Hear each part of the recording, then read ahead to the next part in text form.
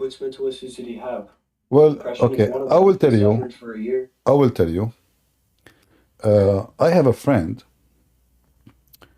and I want you to tell me what is his situation. As long you yourself you suffer from mental issue.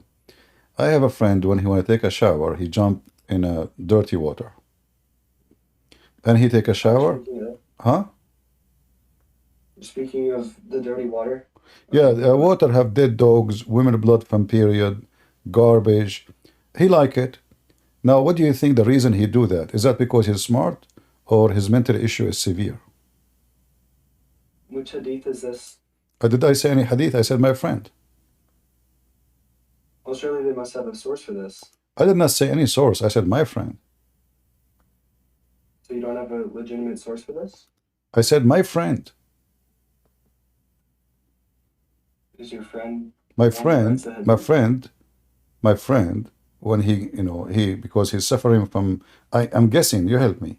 So he jump in the water, have dead dogs, women blood from period, garbage thrown in it, menstruation. What do you think? What do you think the problem is? His God helping him in his mental issue? Do you agree with him with me that he have a mental issue suffering from? Of course not. But did Muhammad do this? I did not say Muhammad. You see, you're being hypocrite now. I'm asking you. My friend, he always jump in water, have dead dogs, women blood from period, and garbage and menstruation women. Is that a normal or somebody only with mental illness will do that? I had this debate earlier today. I know what you're getting at. But So, yes, that is a little disgusting. is it disgusting? Why disgusting? Because it's period blood, dead dogs. But is that That's because he what they have a want to mental? do. Does that mean the person have mental issue, or what do you think? Is that normal? No, but we also don't know why somebody would do this. Maybe there is no other water around. Give me Maybe in the give me desert. no. I mean the whole city they were like wondering why he is doing that. Even they ask him why you are doing that. Obviously, people they don't drink from this water. This is garbage. This is garbage water. Hmm. To the point, people they were asking him why you do that. So, what do you think? Is Well, that I don't know. normal? I don't know what the situation is. But is it normal for somebody, or this is obviously like you? So now let us say, even in your town, there is only one source of water. Are you going to take a shower? Let us say you arrive to a place. There's no water there except little tiny water in the size of a jacuzzi, have dead dogs in it, women blood from period, and a stinky garbage. You jump to take a shower in it? If it's the only water around, Yeah. yes. But that will make you more dirty. Depends how dirty the water really It is and says which it's spots are I clean. told you stinky Not all of garbage. the It's water can be stink. contaminated. It's dead dogs, not only one dog, dead dogs.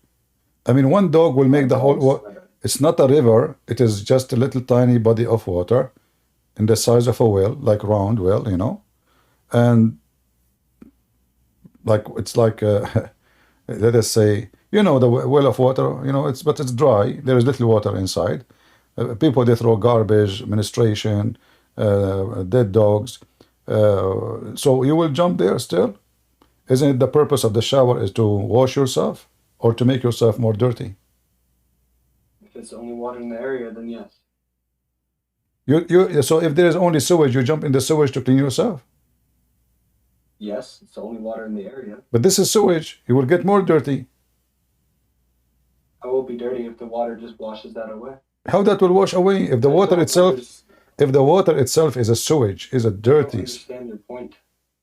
If the I don't water understand what itself, you're trying to tell me. no, I'm trying to ask you how. I'm trying to see how smart you are. So you are saying to me, if you have sewage water, do you know what sewage water is? When you touch it, No, I it's going don't. to stuck on your body. Even shower will take you forever to take it. So when we speak about very stinky water, have dead dogs. Dead dogs not only will make the water stink, is going to make the water dangerous because bacteria's microscope, all kind of dangerous stuff, and women blood from menstruation, and even garbage, even stinky garbage. How that is a good water for you? Well, no, it would not be good for my health. Okay, so but don't you I think the would one who would do that is neutralize. don't you think that the one who would do such a behavior is mentally ill? If If he did it willingly, he had no other choice. But no, what do you mean? If he was forced to do so, No, he's not would have been forced. told He's to do not that, forced. then No, he's not forced. no, he did this willingly. Yeah. What is the point of this? I'm This asking is you. not I'm trying to selling the see. situation. I'm trying to see how how smart you are and how you think about the situation. So you help me. So what do you think? He's mentally ill or he's smart? Well, I don't know what to answer. What do you mean you do not know? You are a human being and you are now you are a Muslim. The second you become a Muslim, you become more smart. I never saw somebody convert to Muslim Islam and he did not become a genius. So you help me. So what do you think about this person? I don't know what to tell you. I don't know what sewage water is or what it really I looks just like. I just described the water for you. I said it's stinky. I said it have menstruation from women, blood. I said it have dead dogs. I said it's small, little water. So Okay. is that enough for you to tell me, why you don't want to tell me? Isn't it this is sick, disgusting behavior, or from a person obviously suffering from mental illness, or it's a smart decision for normal genius man? Go ahead. Yeah, it's gross. What's the point? You haven't It's, given me a point yet. it's a gross, but is it a mental illness? Doesn't have to be mental illness. So what it is? Why somebody would do something gross? Well, we don't know. You're not giving any other context.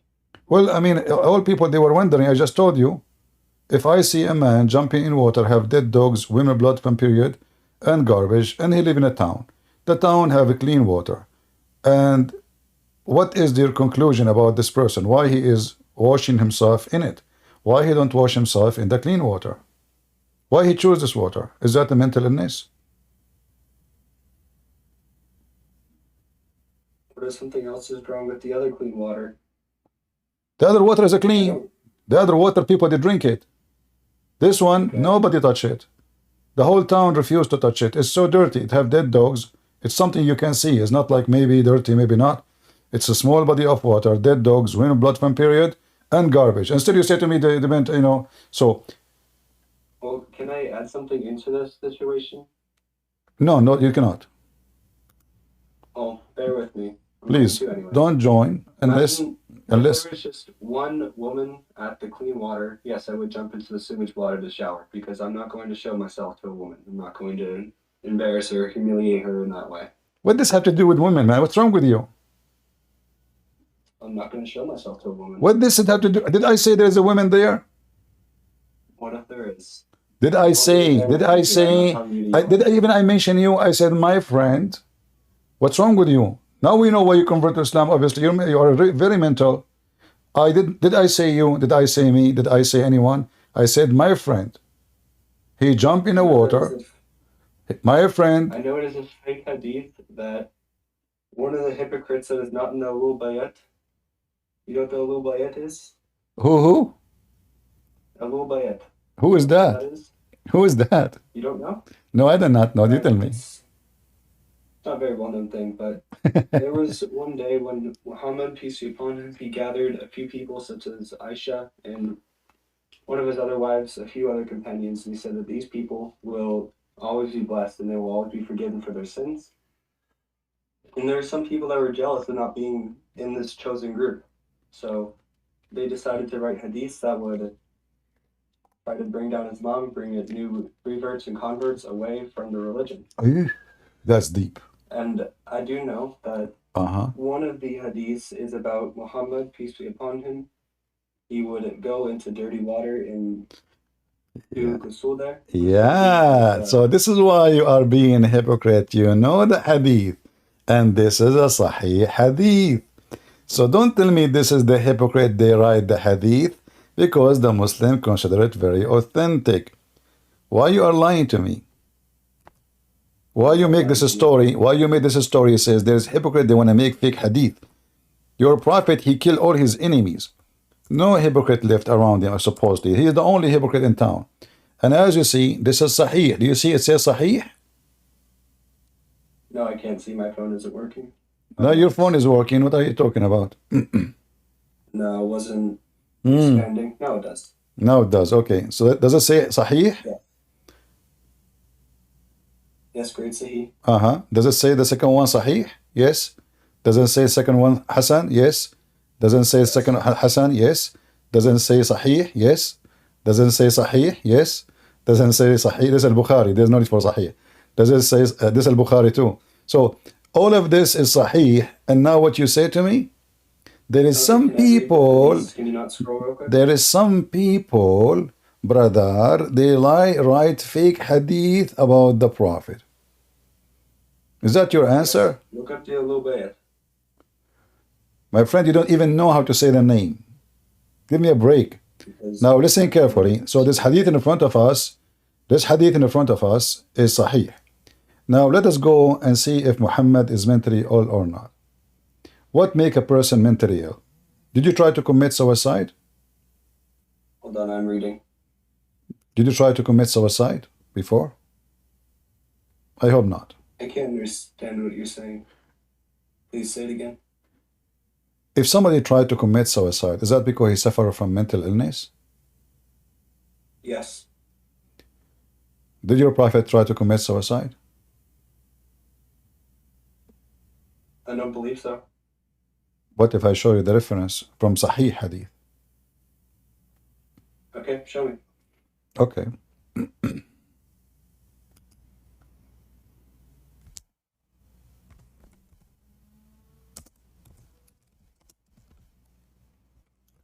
Here, we will see your prophet trying to commit suicide. No problem. I will show it to you. I will slow down. Your prophet, he tried to commit suicide many times. And remember, it's you who said, yes, the one who tried to commit suicide is mentally ill.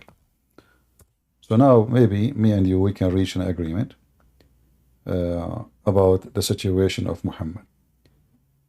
Let us see the hadith about your prophet trying to commit suicide.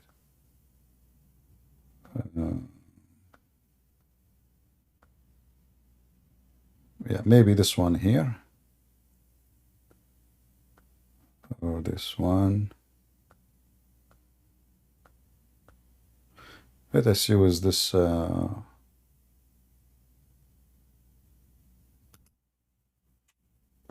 Give me a second.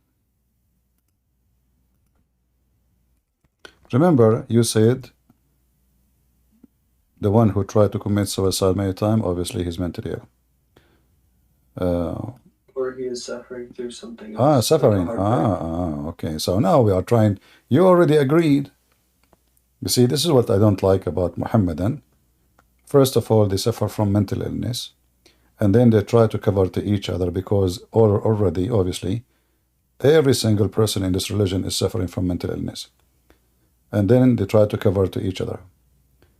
Then we see here. Every single person, all the 2 billion people in the world, they're all mentally ill. All mentally ill, because there is no way a person who have a little intelligence will believe that there's God will give him an endless penis.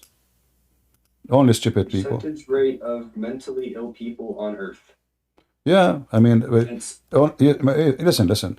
The one who believes that he can have sex with the children and it's okay is mentally ill. They call him pedophile.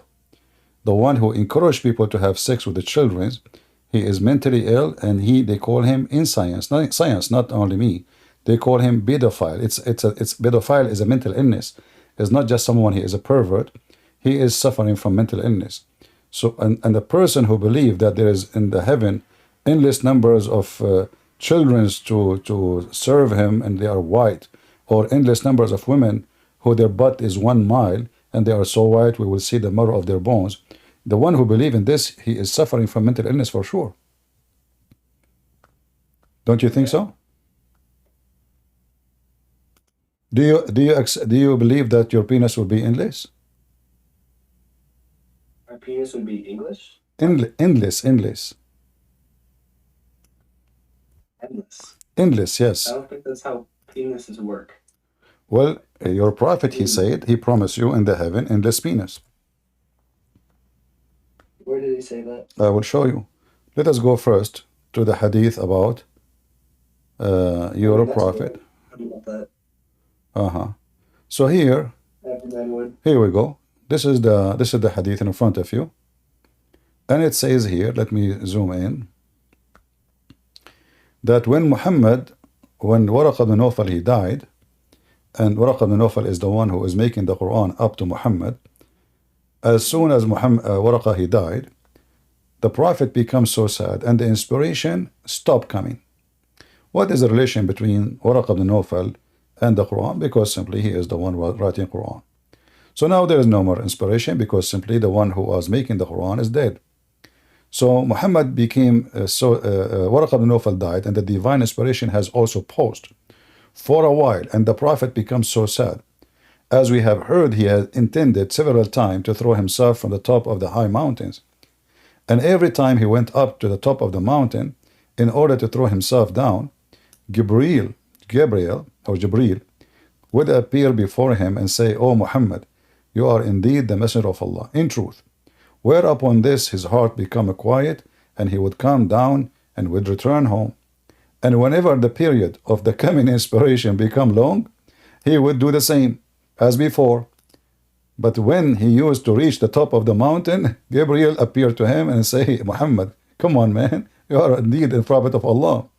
And then he go back. So this is your prophet, mentally ill. I mean, so what if the inspiration stopped? Each time the inspiration stopped, "Muhammad, I want to kill myself. Leave me alone. Please, I want to kill myself." So he climbed the top of the mountain, and the funny is, the angel, he wait for him until the poor Muhammad in the top of the mountain, and now he decided to talk to him. Why you don't talk to him before he leave the house? What is this? And you agreed that the one who do that, why Muhammad is, and look, when the angel says to him, "For sure you are a prophet," or that's mean Muhammad himself, you don't believe he's a prophet. Imagine you were just a human being one day. That's good. Well, all of us are a human being. Yes. That's not an excuse. So did Allah choose? Did Allah choose someone is an idiot, or Allah he chose the best of mankind? So what if he's a human being? I don't go and jump in the top of the mountain because something I don't like. So what? Allah he decide. Actually, this is disobedient to God. This is disobedience, because you don't kill yourself. Killing yourself is disobedience to God. You're committing big sin. So if he is a prophet of God, he is the last one to go and try to kill himself. You're not listening to me. You just interrupt constantly. You are the one who said to me, it's a clear mental illness. Please let me speak. Speak. Will you interrupt? Go, man. Imagine you were a human being. You're a shepherd one day. You're what? And the next you meet a woman named Khadija. You marry her. And soon after, very long years later, after her marriage, you go up to the mountain, you're called there. What? You were very ill for days. What very ill for days? What? No. Listen, what are you talking about? I don't understand. Muhammad, he married Khadija, and what happened? Became very ill. So we traveled to the mountain. We laid in a cave for a few days. He doesn't himself know why, so I cannot tell you why. What does have to do with married to Khadija and became ill? Where it says he became ill? Are you an idiot? You're not allowing me to finish. I did. I said, I'm saying to you, where in the story I'm showing you Muhammad trying to kill himself? Why? I'm not done. Really? Yes, really. Will you interrupt me again? What do you want to do if I interrupt you? I'll just keep bothering you. I thought you would jump from the top. I thought you would do the same as Muhammad. You would jump from the top of the mountain. And as long as you mention Khadija, do you know that Khadija and how they get married? Do you know how Muhammad discovered that he is seeing an angel? Yes, I do. How? Tell me. You were making some claims, so I want you to tell me right now. No, you tell me, because you said you know. I did not make any claim yet.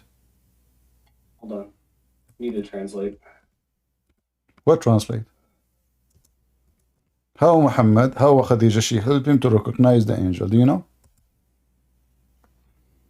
At age 40, during a retreat in the hills outside Mecca, Muhammad's first experience of Islam, the angel Gabriel appeared to a fearful Muhammad who was sick at the time and informed him he is Allah's chosen messenger. Gabriel communicated to Muhammad the first revelation from Allah. That's the story? That's a nice story. Well, I have a different story. Look at my screen and die laughing at your mental illness prophet.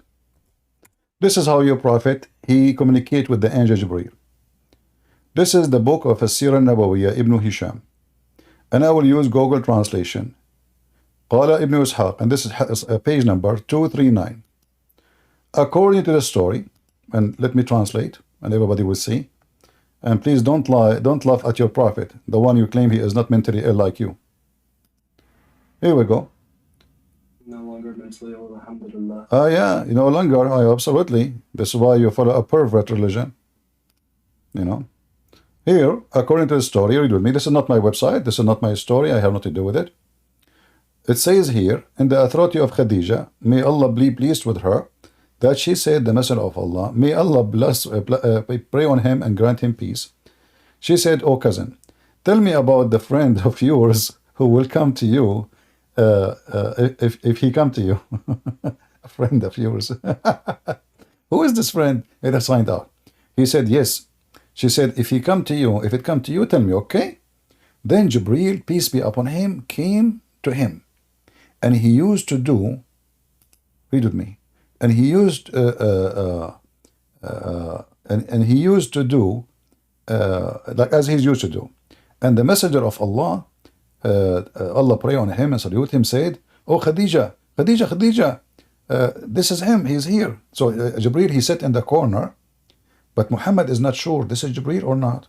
He sees somebody in the corner, but Khadija, she can't see him. Only Muhammad can see him. So she told him, when you see this creature again, your friend, tell me about him, okay? And I will come and I will do something. So Muhammad now, he called Khadija. He said, he's here, come to me. So she said, get up, cousin, and sit on my left thigh. So the messenger of Allah, may Allah pray on him and grant him peace, got up and sat on her. And she said, do you see him? He said, yes, I see him. Then she said, okay, turn around and sit in my other right thigh. So the prophet, he stood up and he turned and he sat in her right thigh. And she said, do you see him? He said, yes. She said, okay. Then turn and sit on my lap. And she said to Muhammad, may Allah pray on him and grant him peace. Okay, so turn and sit in her lap. She said, do you see him? He said, yes. Then she said, she took out her clothes. She put down her veil while the messenger of Allah in the top of her. And she asked him, do you see him? He said, no. She said, oh, my cousin, stand firm. This is a good news by Allah. This is an angel, not a devil. So now you are a Muslim, and I want you to explain to me how Khadija, she discovered by having sexual position that this is an angel, not a devil. And Muhammad, he is the prophet. I mean, she is not the prophet, she is the wife of the prophet. And the prophet himself. Huh? Look, I don't look. First, Ibn Ishaq is a mudallis, as Ibn Hajar al-Asqalani mentions in Taqrib al-Tahzib. Mudallis. All of you are mudallis. Can you explain? Ibn, shut up, son. Don't, you want to, shut up, son, Muta. You want to be rude? I can be rude with you. I will insult your prophet. Be careful. You want to join us? No problem. So, guys, he said, Ibn Ishaq is a mudallis.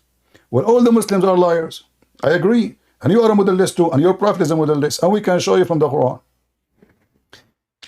Guys, this is their books. What he said to me? This guy is a fabricator. He make up stories. He is a liar. So why you call him? Actually, all the hadith you have is coming from his book. Go ahead, Ibn, and behave yourself if you want to stay with us. You do. Look, Look, when you're quoting from our sources, right, you have to accept particular principles. And the thing is, Ibn Ishaq, I mentioned to you, he's a mudallis. Who said so? Who said so? Who said so? Who said he's a mudallis? Who said he is a mudallis? Who? Ibn Hajar al-Asqalani in Taqrib al-Tahdhib. And do you agree with Ibn Hajar al-Asqalani more than Ibn Ishaq? Which one came after? Which came here? That's not how it works in hadith.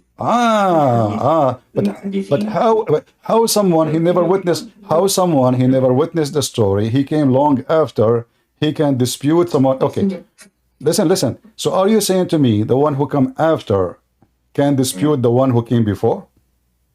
Look, firstly, Ibn Ishaq never witnessed these events. Ibn Ishaq lived like neither Ibn Hajar.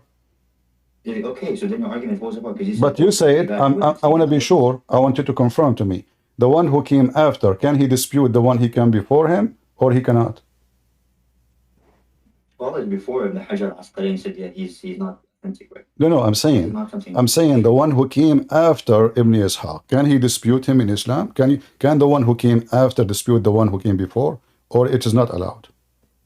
In hadith, yes. Muhaddithin. Only in hadith? Only in hadith? This is the context of hadith. We're not talking about any other issue. No, I'm asking you. No, I'm talking about Islam. In Islam, if somebody came after and someone came before, can the one who came after dispute the one who came before it as a rule in Islam, yes or no? Depends on what science in hadith, yes. I'm not talking about hadith. I'm saying Islam as rules. This is hadith. I used to look. Listen, don't call names. Listen, I'm asking you in Islam. Why you don't say yes or no in Islam? Let's say I am. You are a Muslim. I am a Christian. He is a Jew. This guy is a Hindu. The one who came before us, can we dispute him, or the one who is in you cannot dispute the one who was before? I told you, when it comes to hadith, yes, and other issues in Islam, maybe not. Like what other issue? Like what? Not relevant to the topic. Like what? I told you in hadith. No, you keep telling me other matter, but you cannot quote one. Like what? I can. But like what? It's not needed, right? Look, right now. Tell me one argument. You see, you have nothing to say. Let me show you how hypocrite you are. The Quran says that the Christians and the Jews, they argue about Abraham. And the Quran said to them, how you argue about Abraham, yet you came after Abraham? I told you Ibn Ishaq is unreliable. Did you tell me? Okay, hold on. Okay, listen. Guys, Ibn Ishaq is not reliable. I was reading to your friend here the story of your prophet taking shower with dead dogs and women blood from period. Is that a reliable story or not? We have not provided any source or chain or anything yet, so how can I say that? Okay. Are you saying to me you are an expert who never heard the story? That's irrelevant. I can not hear a story and still be an expert. Are you saying to me, how come you know about Ibn Ishaq but you do not know about the hadith? So I'm asking you, do you know? There's no contradiction. Do you know? Okay. Do you know the story of your prophet taking dead shower with dead dogs and women blood from period? It's not authentic. It's not authentic. It's not authentic. Who said so? I've heard about it before. Without reading the hadith, you can confirm that it's not authentic? Because in Islam, things like urine is najis. You cannot do tahara with it. Thank you. The hadith will be authentic, not authentic. Thank you. Unless it is. Wait, let me finish before. Look, you asked me a question, let me finish. The reason is because in Islam, these things which you mentioned, they're najis, they're impure. So you cannot do tahara with it. You cannot do rafr al-hadath with it. So either it was in a time of necessity, or the hadith is not authentic. Because then it's going to contradict other things that are mutawat. You understand? So confirm to me now that it is not, it's not good for any man to do that, because that will make him more dirty, correct? I told you. Okay. So we agree about this, me and you. Unless in a time of necessity, of course, if you don't have anything, unless this and that, then yeah, you should. So we agree. Guys, did you hear him? Did you hear this gentleman? He said that urine will make you more dirty. Well, here we go. This is the hadith, and this is sahih. I did not say more. I said it's. You said najis. Najis is way filthy, not only dirty. Najis is filthy. look, the حكم شرعي. Listen, you agreed that your prophet is najis. Everybody heard you. I don't say he's najis, it's not your mind. But guys, did he say the word najis? Did he say urine will make you najis? One second. Did I say the prophet is najis? No, you say that this is hadith cannot be correct because urine will make you najis. You said that. No, I said because you cannot do raf'a al-tahara. You cannot remove. So you cannot remove an impurity by these things. So either it was in a time of necessity, or the hadith is not going to be reliable in the all right, here we go. No problem. So guys, you cannot even clean it. He said it's not, you cannot. That's it. It's dirty. It's disgusting. It's najis. So he's a prophet. He jumped in the water, had dead dogs, women of blood from period, and stinky garbage. And this hadith is sahih. You did lie and you say it's not sahih. Read it. Does it say sahih? 1 minute, hold on. Does it say sahih or not? It does say sahih, but the ruling of al-Albani is not going to be infallible. So then you have to do what others follow. So now the one who says sahih, we say to him, you are a liar. This guy is a liar. It's not really true. Did I say that? Wait, 1 second. 1 second. Did I say that? Yes. Okay, do you accept the hadith or not? Do you accept the hadith or not? Do you accept the hadith or not? Wait 1 second. You're acting just like the Pharisees in the time of Jesus. Jesus said something and you just like twist the meaning. just like the Pharisees. Listen. Okay, this is al-Bukhari. This is al-Bukhari. Listen. This is al-Bukhari. Is al-Bukhari lying too? Look again. All those hadith is sahih. All those hadith is sahih. You're a prophet. Take shower with dead dogs and women of blood from period. The prophet.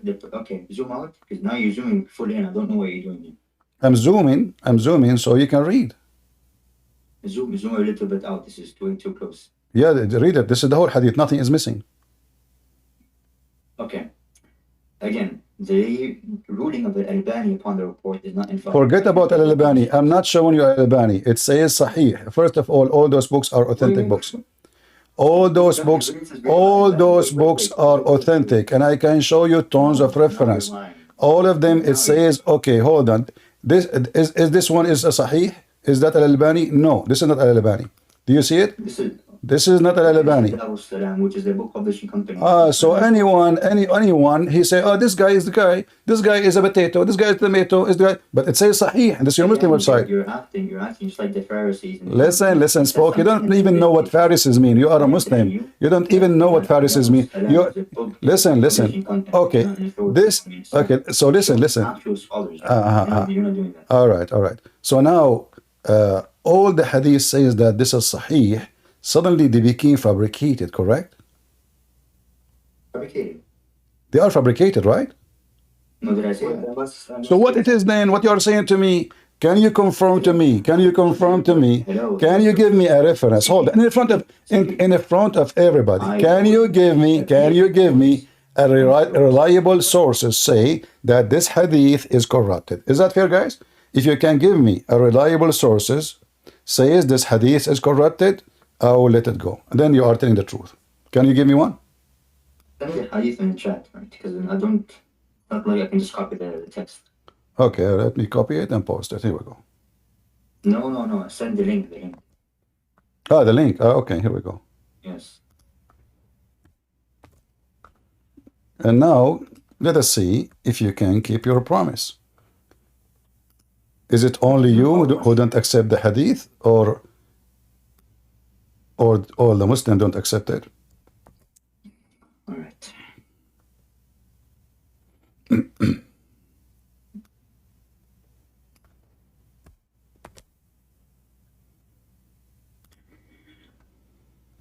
Okay. So al-Muallim as an example, he said it is weak. Who said that? Who said? Al-Muallim. You don't know who al-Muallim is? No. No, tell me who is who. Who is this guy? You should try to become more familiar with. Okay, let me get you busted potato. Here we go. This is sunan.durar.com. And this is the website. And I will show it to you in Arabic. And you are a potato and you are a mudallis. All those in front of you is going to show you if the hadith is sahih or not. And look what it says. Read. You see?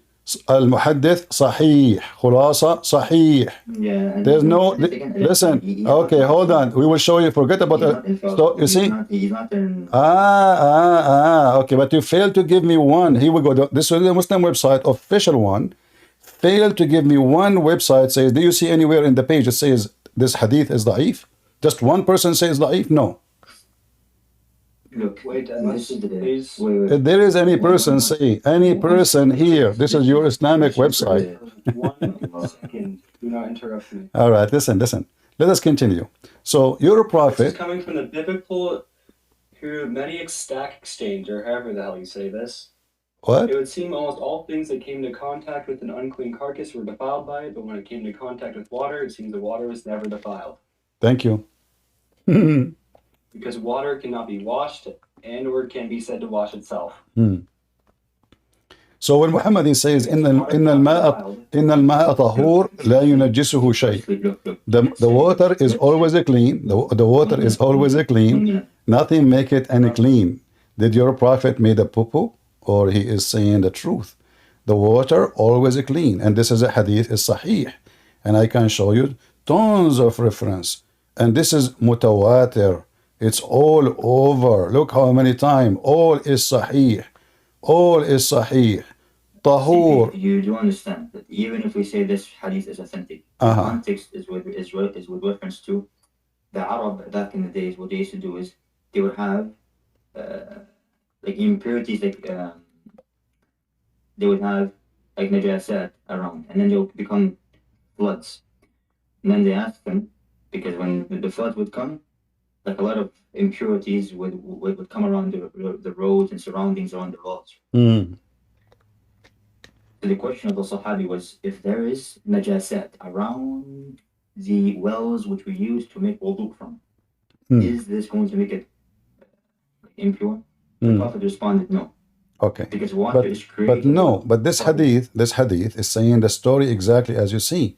They found him doing ablution, which means putting water in your nose, your ears, etc. with this water. They asked him, why you are doing that, Prophet? He said, well, water is always pure, nothing make it impure. So it was about what he was doing. You're showing many different reports. Which one? Doesn't matter, all of them the same. No, well, some of them are longer than the other. Which one are you referring to specifically? This one, the long one, it's have details. Even the guy, he measured it. Look, here it shows you. Here it shows you. 1 second. Hold on. Okay, let me ask you. Is Al-Albani a scholar? Is Al-Albani I'm telling you for the sake of argument. do you consider Al-Albani as a scholar, or he is just a YouTuber? I told you, for the sake of argument, the hadith is authentic. The hadith says, it says that Abu Dawood said, I heard Qutayba bin Sa'ad say, I asked the person in charge of the well about the depth of the well. Okay, he replied, at most the water reaches what pubes. Then I asked, where does it reach when its level goes down? He replied, below the private parts of the body. Then Abu Dawood said, I measured the breadth of the well of Buda'a with my sheet, which I stretched over it. I then measured it with my hand. I measured it 6 cubes in breadth, and then I asked the man who opened the door of the garden for me and admitted, okay, so why is zooming out now? So you can read better. Or zooming in. For me and admitted me to it, has the condition of the well changed from...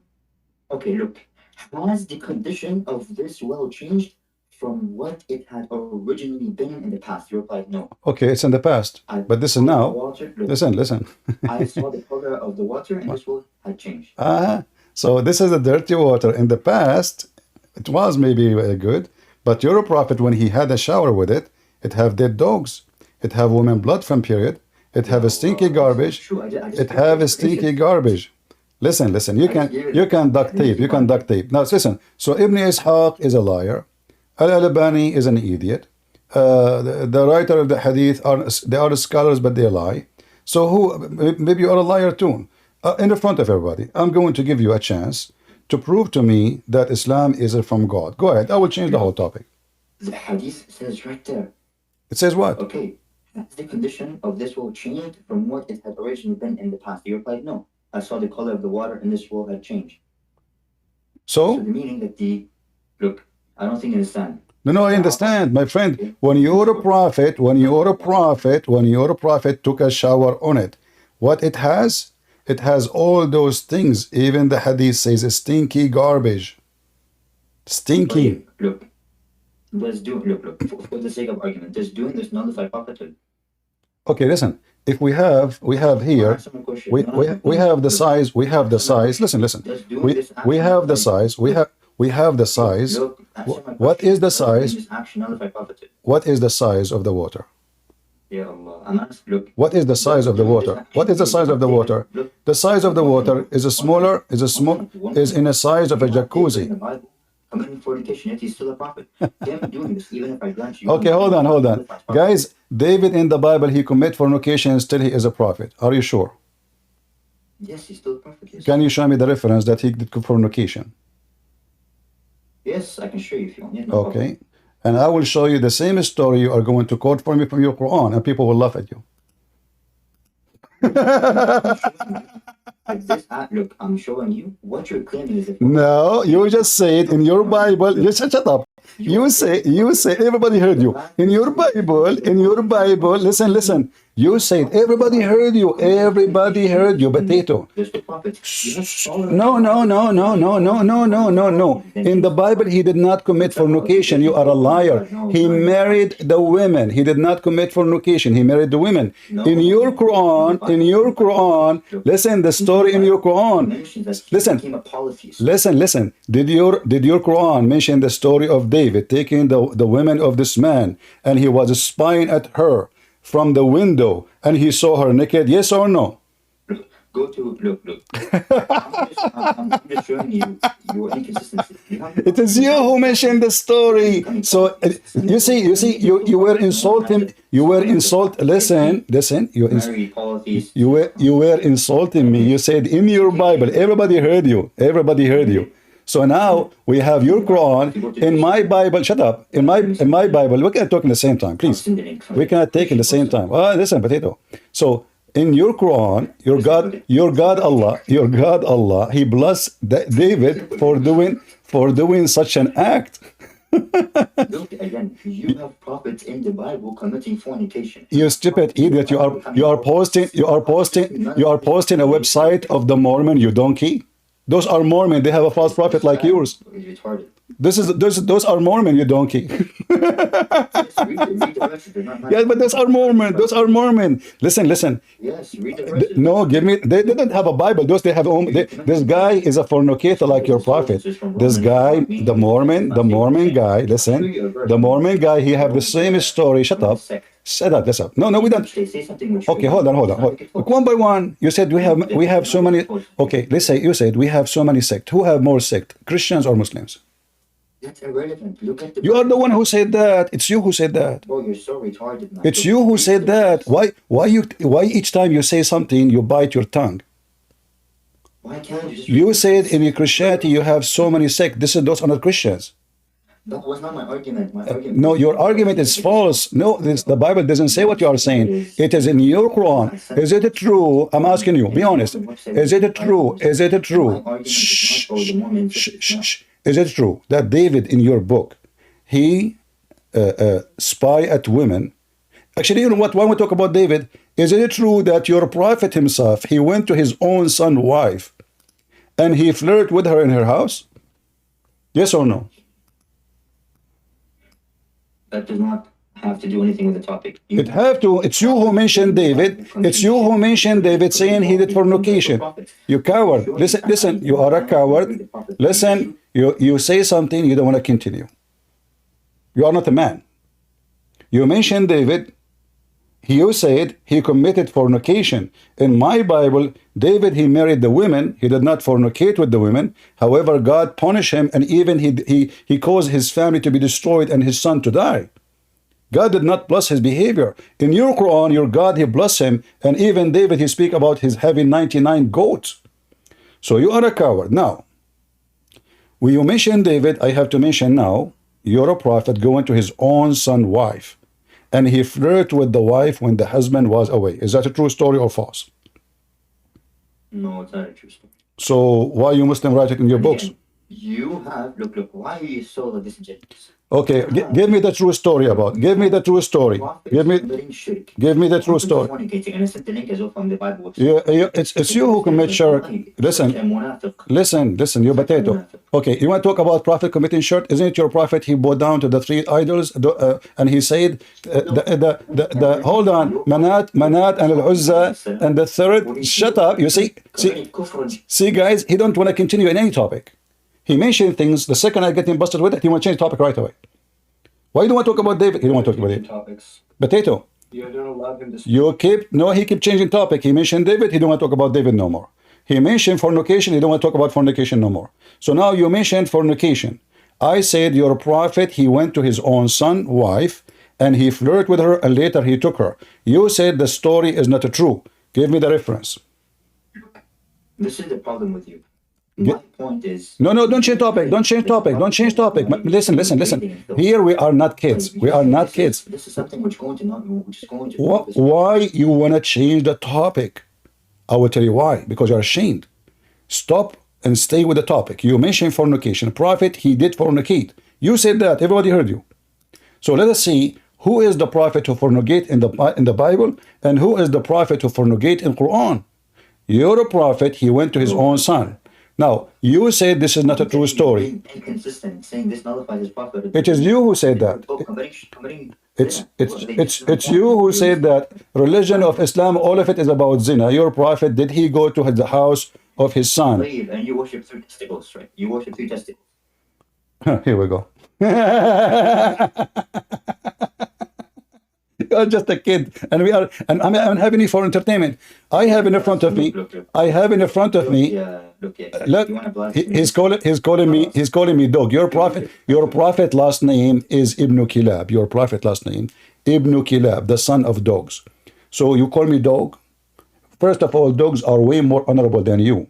I trust a dog, but I can't trust someone like you. Not even close to me. Who trusts a Muslim?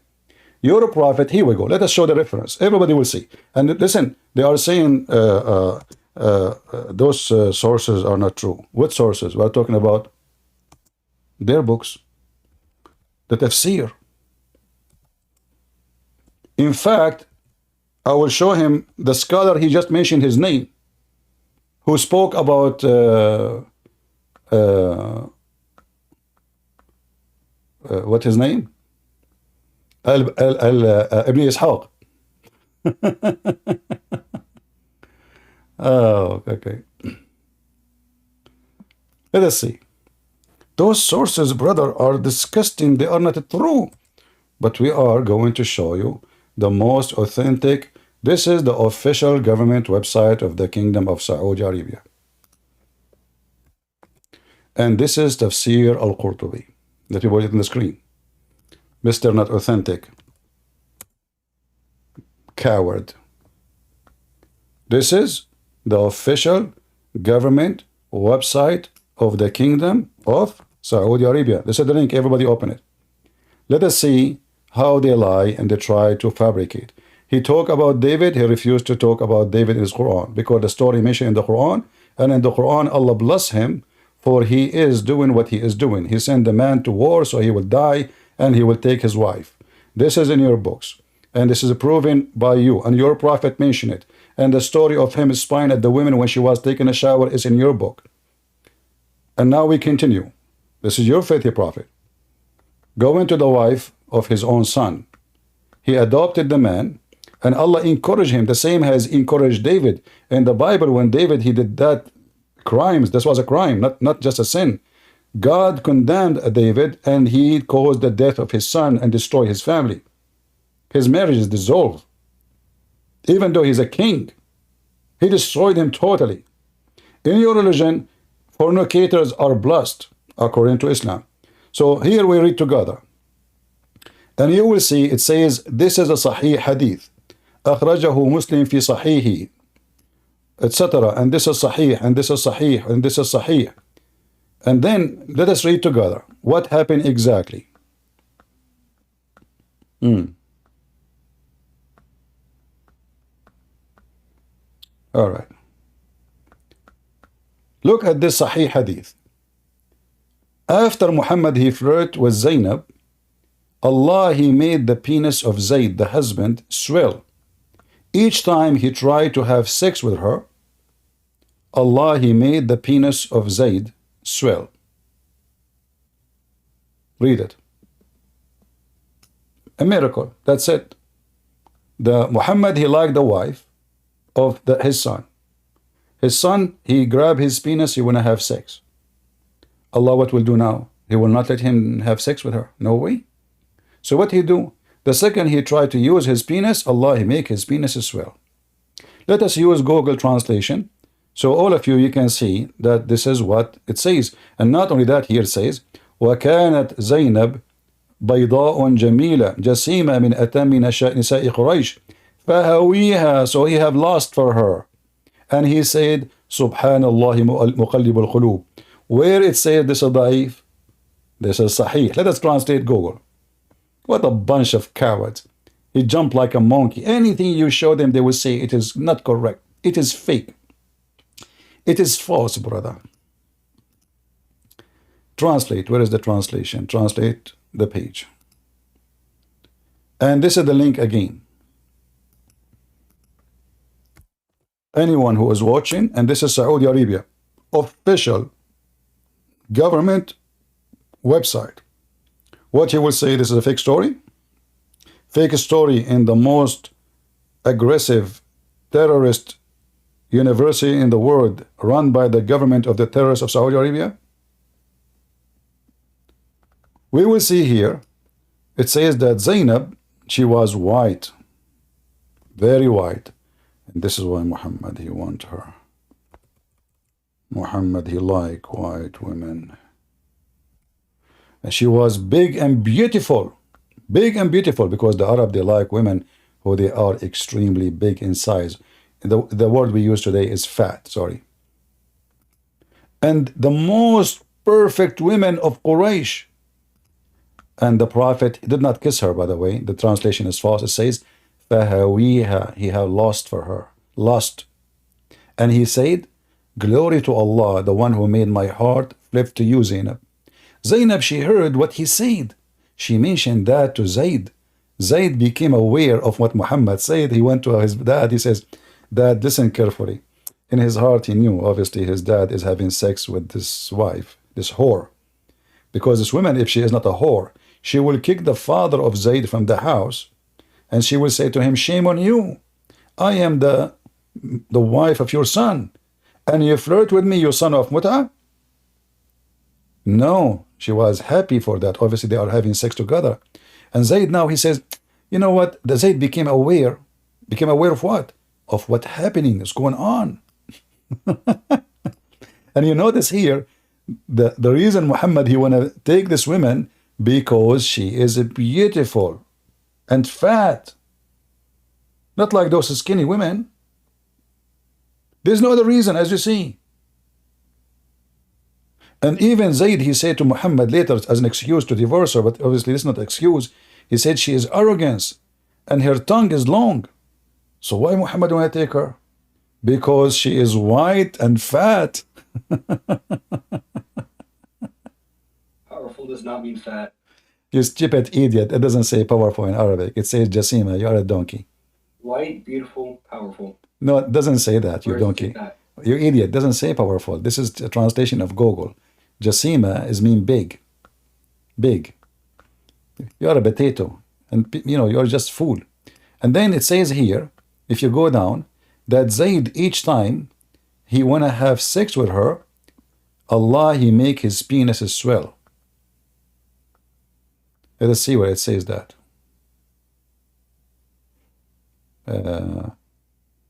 Let us search for the word swollen.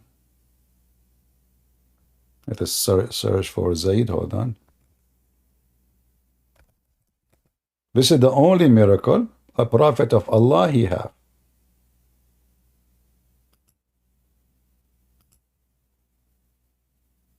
I think you should read the Quran. You should compare it to the sciences we have discovered today. Really? Like what? Read it with an open mind. Like what? Tell me what? Tell me one scientist. You know, like what? The way that the planet is shaped, it is not a perfect sphere. It is shaped more like an egg, and it is proven by science that This the is North Pole this is is in the slightly smaller than the South Pole. This is in the Quran. It says that it's shaped like an egg. Yes. I think Yes, 7930. the only egg here is you. Do you want me to make you boiled or I make you omelette? Let us go to the Quran. We will change topic. Listen, you are just a stupid man. The word dahaha, it means make it flat, you idiot. The one who came with the word egg was at 21 years old. He made a video to refute me, a donkey. And then the Muslim, including Zakir Naik, he copied. But everyone knows that the haha mean flat. There's nothing is called egg in Arabic as the haha. Idiot. This is why you will not find one Muslim translation saying the word egg or like egg. Instead they say, I did not say. Shut up. You said it is the shape of an egg. In the Quran, I said I was describing it that it would be shaped like an egg. I did not ever say egg. You said shape like an egg, exactly. Where is the shape like an egg? This is the Quran translation in front of you. You can open every single translation and you will see none of them saying that. In fact, the word dahaha mean flat. Do you want to bet? Okay. I don't make bets. Gambling isn't allowed. It says here, as of for the earth, he spread it out as well. Do you spread the earth as egg? You can spread the earth out over a ball. You can spread something out over an egg. Really? Okay. Yes. Well, let us go to the interpretation for the verse. Listen, you just a stupid idiot. I mean, I feel sorry for you, you know. But anyway, you deserve, you get what you asked for. Everybody get what he asked for. Let us go. Shut up. You are just a stupid. I don't respect stupid people, you know. And honestly, I don't respect them, especially the one who harmed himself.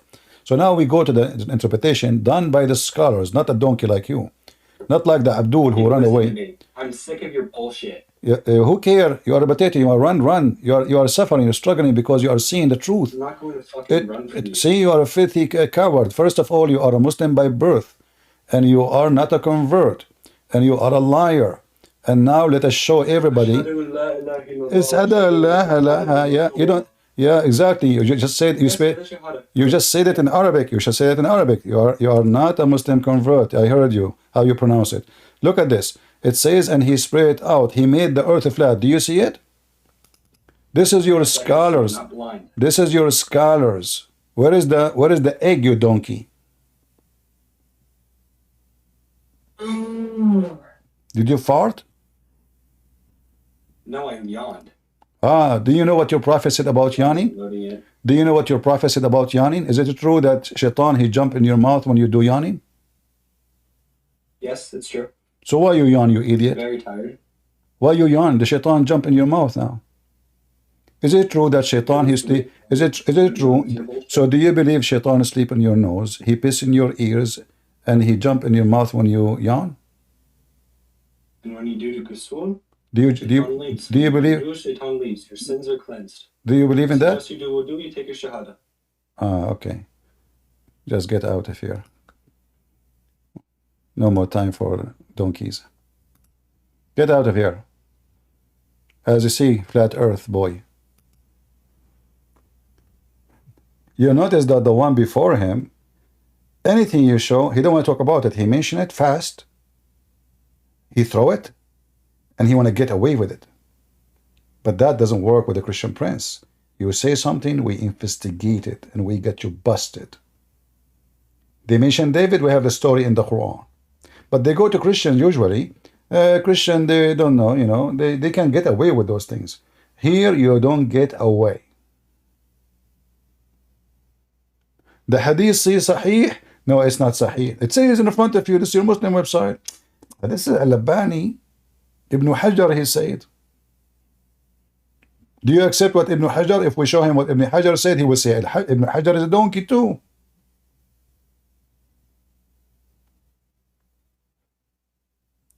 Do we have any brave Muslim?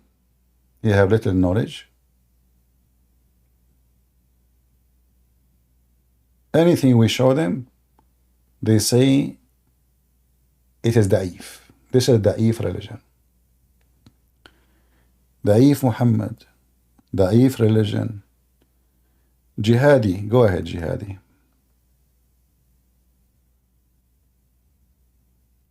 Jihadi. Hello? Go ahead. You are a Muslim? Yes, sir. Okay. What do you think about the flat earth in the Quran?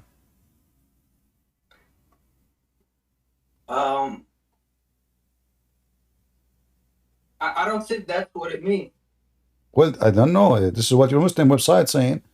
This is Tafsir al-Jalalain. This is a scholar, not a kid in YouTube, explaining chapter 79, verse number 30. You tell me which interpretation you accept. We will put it in the screen. All of them, they are saying the same. Every planet was made flat before. I know. I know. Yeah. Is your brain flat too?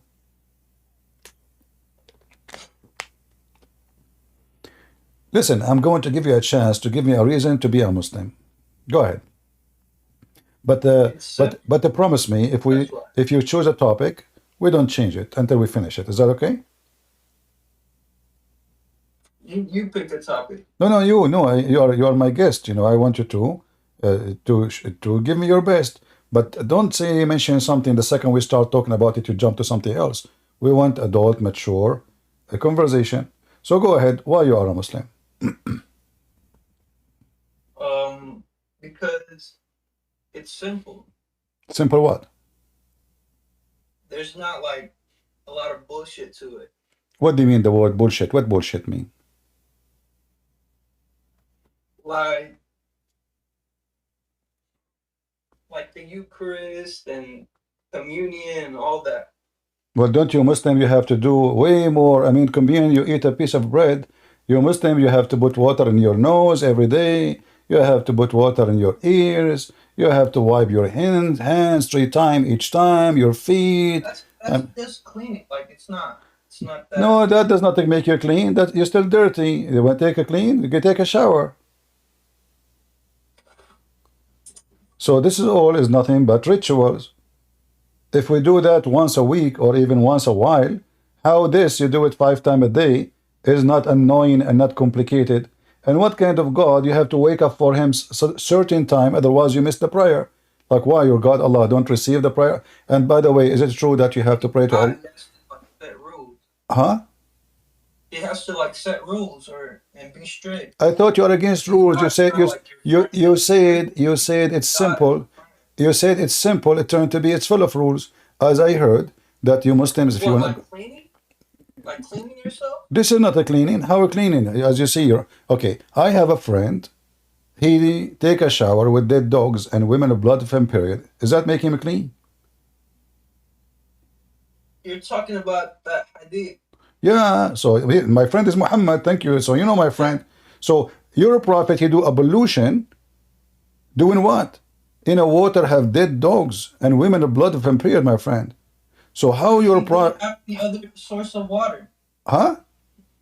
What if you didn't have any other source of water? How come other people, they are not using it? They use it. Mecca have the water of Zamzam. This is different water. This is a water which is dirty. Nobody use it. Zamzam, you Muslim, you claim it is running since the time of Abraham. So now there is Zamzam. There is Zamzam, and there is this well which is dry well. There is little water in it, garbage water, and it says that the prophet he do ablution. He put water in his nose, in his ears, in his mouth, and all of this to do what? To do ablution. But the water this hadith doesn't like take away from Islam. What do you mean? How your prophet? I asked you why you do that. You said to be clean. But do you get it clean by jumping in the water, have dead dogs and women of blood from menstruation rags, and even the hadith says stinky garbage? That will make you more stinky. Look, how? I have a question. What, see, I told you when we start talking, don't change the topic so fast. But this is what Muslims do. They jump from place to place. They cannot stay in one place. They try to escape the embarrassment.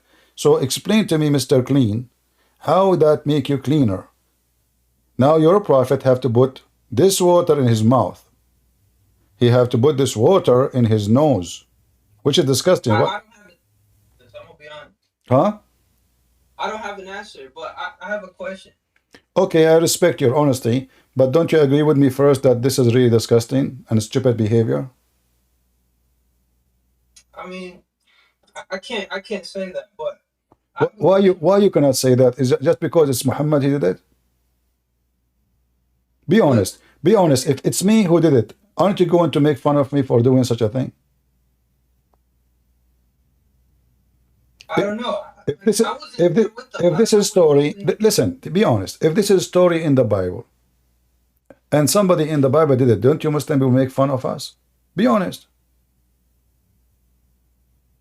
Yeah, but Yeah. So how come now you have no comment? Make fun of us. Here we go. This is Muhammad jumping in the water, have dead dogs and women of blood from period. What is that? This is a clear sign of mental illness. Is it true that your prophet is suffering from mental illness? Mental illness? oh no. What is mental illness? Can you describe it for me? You're not all the way there. What does that mean? I don't understand. What do you mean not all the way there? Like you're not. I can't explain. But I have a question for you. No. But let's finish this one. You know, the mental illness is someone he do stupid things, crazy stuff. Is that correct? Like this is what they call a mental illness. Yeah. All right. You're a prophet, as I know. He did many things showing a very clear sign of mental illness. And I will describe for you a little bit of Is it mentally ill to allow yourself to be crucified and not fight back? Well, this is, according to you, this is mental illness. First of all, if you cannot kill me, which means I can come back and I can show you my power, and I decide to do so, how that is mental illness? But isn't it mental illness that you're God? He made someone look like Jesus in the cross, which means he deceived the Christians and the Jews. And because of his mental illness, until now the Christian, they believe that Jesus was on the cross. Yeah, but he clarified that up. Where he clarified 600 years after? I mean, like, who? Nobody really has proof that he rose back up. Well, first of all, you believe Muhammad, who never been with Jesus 600 years after Jesus, never witnessed Jesus, never saw Jesus. Listen, just to show you here the hypocrisy, my friend. If you don't accept the one, there's no proof. Will we have a proof? The Bible, the disciple, they say, we saw his hand, we saw his wound, we were there. Go to the book of John. So we have the witnesses. His mother was there. Even the Quran witness. Look, read carefully. The Quran says, and for boasting, they say, the Jews, we killed the Messiah, the son of Mary, the messenger of Allah. But they neither killed him nor crucified him. It was only made to appear so. Okay, if we ask the Muslim, what does that mean? They will say Allah made them see the Messiah appear in the cross. That means this is what happened. Because witnesses is those who say what they saw. And if all the thousands of people witnessing the crucifixion of the Messiah, this is what they saw, that means every single word in the Bible about what happened is true. Who is the liar then? Allah. Allah, he made them think he was crucified. Allah, he made them think he was on the cross. How? Allah, he cloned his disciple according to the Muslim stories, and he make him look like him. So that means the Quran confirming the story. God would let one of his prophets be crucified, like he do something about That's a good question. So why your God did not save Muhammad when he died by poison from Walmart? A Jewish woman, she bought poison from Walmart for 50 cents. She put it in the goat for Muhammad. Read the story. Here we go. Your prophet confirm how he died. He died by poison from Walmart. I wish even she bought it from Home Depot. Read it. How come? Years after though? Huh? This was like years after. It doesn't matter. Your prophet confirming that the poison killed him. He suffered for years. What kind of God he allow his prophet to die a very horrible death. For years he is struggling. Whatever food he eat, he vomit, since he ate the poison. And then his body deteriorate, and he dies slowly, very painful death. And now look what he's saying. The Prophet in his element, which he died, used to say, do you know what used mean? You mean every day. Oh, Aisha. Oh, Aisha, the poison I ate in Khaybar. Oh, it's cutting, I feel now it's cutting my aorta. So you said, why God will allow his prophet to be killed?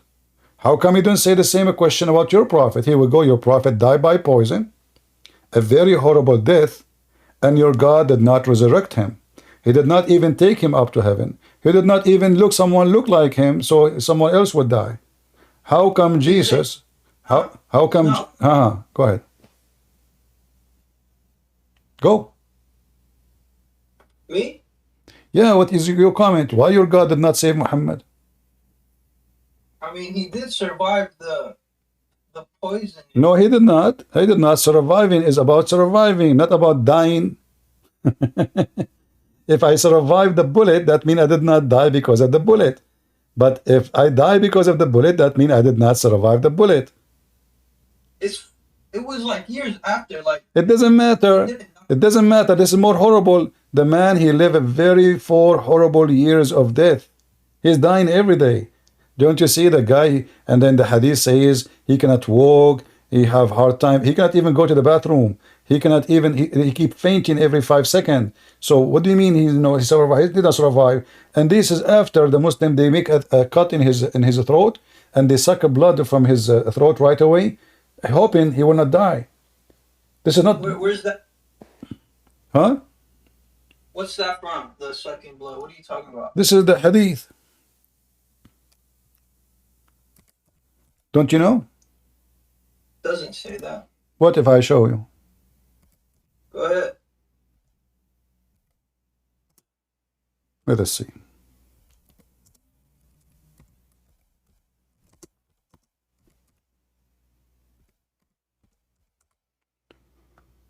All right.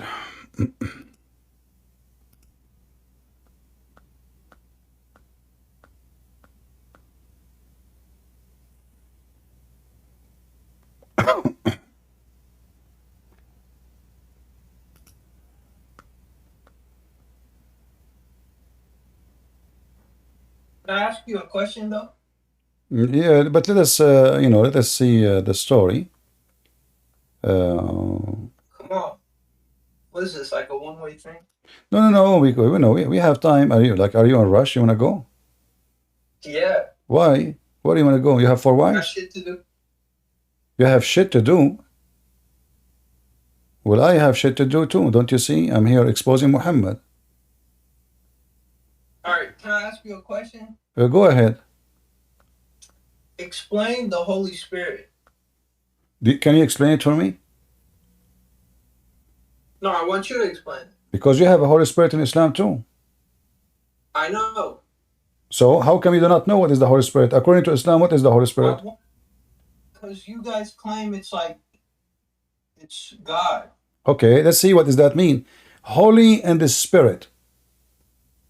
Who is holy? God. Thank you very much. So this is the Spirit of God. So now in Islam, Yeah, hold on. You see, you just get yourself busted. Holy and the Spirit, that is God. Your God, Allah, don't have a spirit, and He is not holy. But listen. Don't hold on. You asked me to explain. Hold on. So in Islam, the I Muslim. don't think you understand my question. No, I answered you. Holy and the Spirit, that is a Spirit of God, and it is holy. So it is God, it's divine, because only God is holy. But you guys say it's like its own thing. Like, So it's not a part of God. It's not a part of the okay, Father. I will go with you. You said to me you wanna go and do your shit. Is your shit you? Yeah. Is it you or your shit is different? I mean, I guess it's me. Okay, well obviously. So now you have a soul. Is your soul you? Yes, but But isn't it? But your soul, no, your soul is not really you. I mean, it's a soul, it's a spirit. You are a physical being. How you and your hold on. how you and your soul they become one? Hold on. Doesn't the Bible say the Father is a spirit too? My friend, the Bible says that God the Father, God the Son, God the Holy Spirit, and the Father, when we say the Father is Spirit, because we believe in one God. The Messiah and the Father. The Father a spirit, oh, and he also has the Messiah himself, he has the Spirit of God too. So the Spirit, it doesn't mean it's just a person, but the Messiah, when he came, listen, when the Messiah came to the earth, he was with the Holy Spirit. This is why Jesus will say, when I leave, I will not leave you alone. I will leave you with the Comforter. Who is the Comforter? That is the Holy Spirit. So the Holy Spirit is the power of God, which is accompany God wherever he go. And it can be, it can be everywhere, everywhere. Like now, the Messiah said, every two of you mention my name, I will be between them. How he can be between us? By the Spirit, not physically. So they're all spirit? It's one God. There's nothing called all. There's one God and three person, God the Father, God the Son, God the Holy Spirit, and the Spirit, and the Spirit exists as a God exists. So when we say the Father, the Spirit is there. When we say the Father, the Son is there. The Son is born of the Father, not the Father is born of the Son. In the same time, when I ask you, in the Quran it says the Holy Spirit. What does that mean? Do you know? Some say, the scholars say it's Jibreel. But is Jibreel a holy? I mean, he's an angel. But isn't it the Quran says the angels are a bunch of liars? What are you talking about? Yeah, in the Quran, when Allah he came to the angels and he said, I am going to create in the earth a caliphate, which is very funny to say. They said, are you going to make someone who will do mischievement? Allah he accused the angel, he says, well, I know what you know not. And then he taught Adam all the names, and he said to them, tell me the names if you are truthful. And they said the Quran in front of you, chapter 2, verse number 31. Read it. It's on the screen. If I say to you, tell me the names if you are truthful, that means if you could not tell me the names, you are not truthful. How does this make them untruthful? Because they could not tell the names. He said, tell me the names if you are truthful. They could not tell the names. Okay. Okay, so what if they are? What is the opposite of truthful?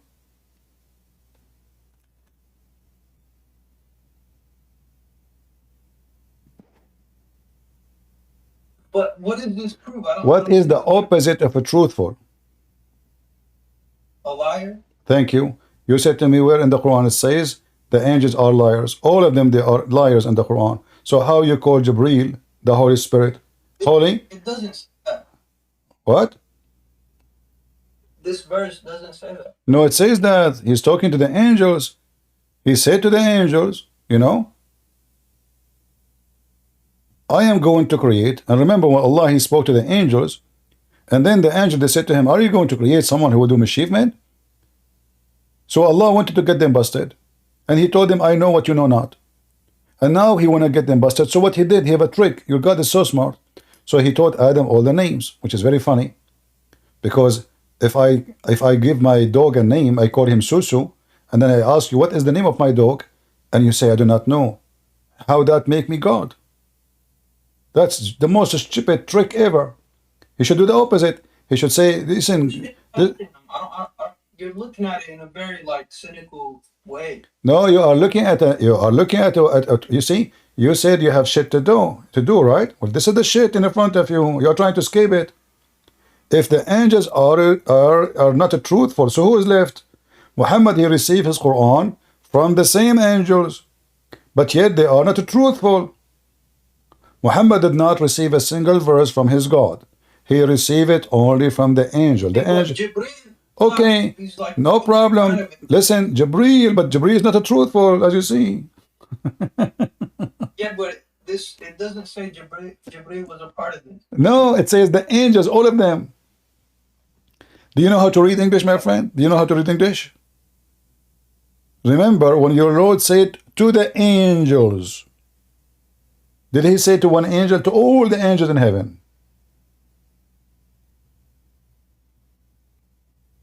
All of them, they are liars. All the angels of Allah accused by Allah to be liars. And not only that, your God, he teach them to commit shirk. He Right, Oh, you want to do your shit? yeah, I want to do my shit. Oh, okay. Enjoy it. Sorry, guys. I'm using the language they use. Forgive me, please. Okay, we have another guy. He's muted. Let us see who is this guy. He's waiting here for long. Go ahead, my friend. I don't know what's your name. S. Yeah, my name is Spady. All right. What do you like to say? Well, yeah, I've been like listening the whole time, you know, like the argument's pretty interesting, but like I was wondering if like you're able to discuss on the Trinity because I've been having doubts on Christianity because of the Trinity, you know? For sure, we can discuss the Trinity, but what the Trinity is, do you know? Yeah. What is it as the Trinity? So it would be that three persons which are all materially identical to the same one essence, meaning they're all God and of the same essence, but distinct in relation to who they are that subsist from the essence. Okay, how many person you are? How many persons am I? Yeah. Yeah, I'm one person. How you can prove it to me? How can I prove that I'm one person? Yeah. It's non-inferential. What does that mean?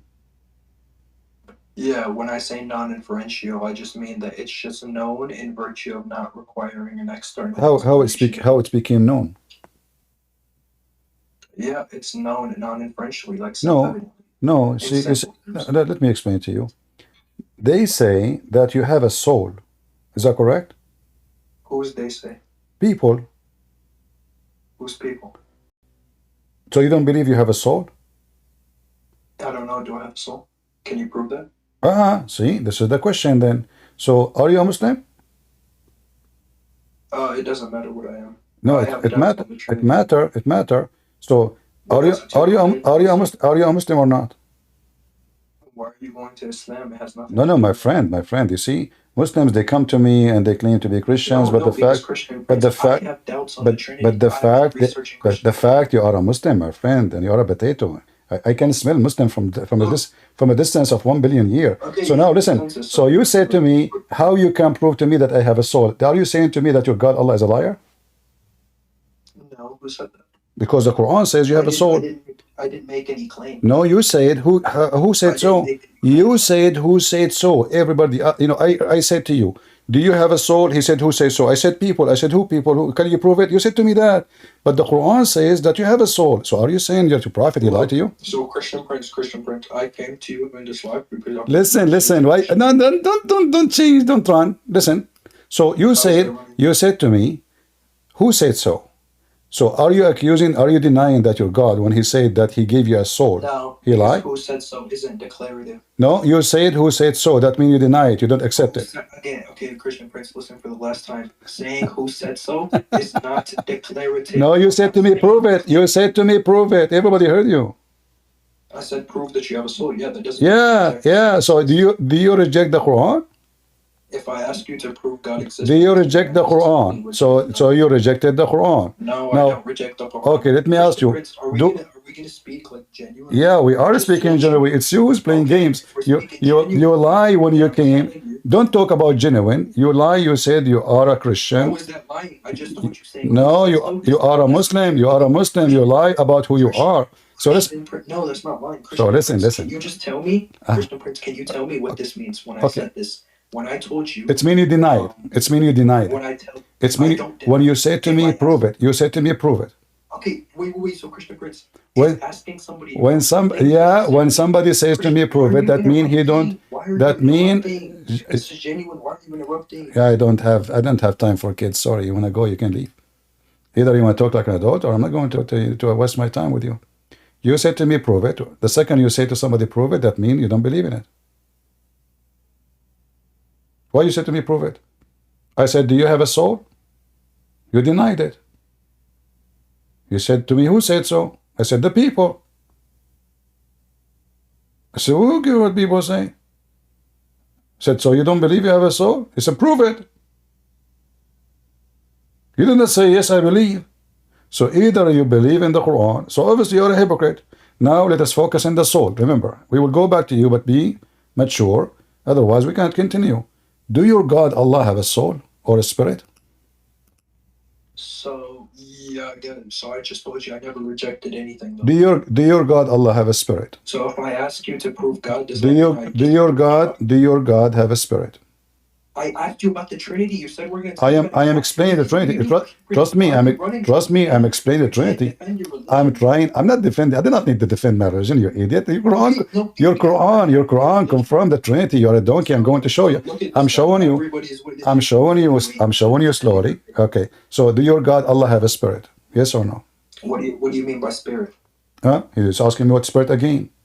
You do not know what spirit. Your Quran says spirit. Your Quran, when the Quran says spirit, you do not know what spirit. You don't know your book. The Quran is revealed in English. Where does the spirit go on? You tell me what is that? What spirit? Where does the spirit go on? Just a stupid coward, potato. Go change your diaper. He don't want to answer anything. He don't dare to answer. They made an article, how you debate a Christian prince. Never say yes, never say no. Because whatever you say, he will spank you. So do you have a spirit? And no, prove it. Huh? You don't want to say yes. You don't want to say no. Okay, are you denying it? I did not say deny it. So did you accept it? So you don't want to talk about him having a spirit. You don't want to talk about if Allah have a spirit. You don't want to talk about anything. I have a doubt about the Trinity. Who are you, you potato? The one who believe your penis will be endless. How we can explain to somebody drink camel urine a Trinity? You can't explain to such a creature the Trinity. Trinity is noble, is for people who have intellect. Not people decide to be pagan and kiss a black stone in the shape of a vagina. And the Muslim women used to touch their vagina when they have their period and put it inside the stone, praying to Allah to fertilize their beautiful vagina. Take a beer. Cowards. You cannot play games with me. All of you, one after one. And when a Muslim, he speak about the Trinity, he think because he believe in one God, that will make him better. But in fact, the Quran itself say Allah don't like to be one. And we can prove it. If you go and read the Quran, anywhere in the Quran, you will see Allah keep saying we. We.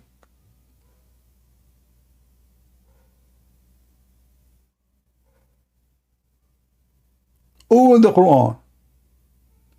So you ask the Muslim, why Allah keeps saying we? They say to you, because it's more respect. So the Muslim, they believe, and Allah believe, that he will be respected if he is more than one. He will be disrespected if he's called he. So, you know, if we read the Quran,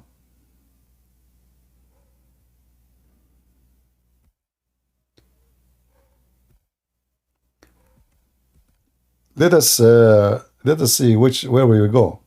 I mean, anywhere you go, it's very funny. Let us see this one.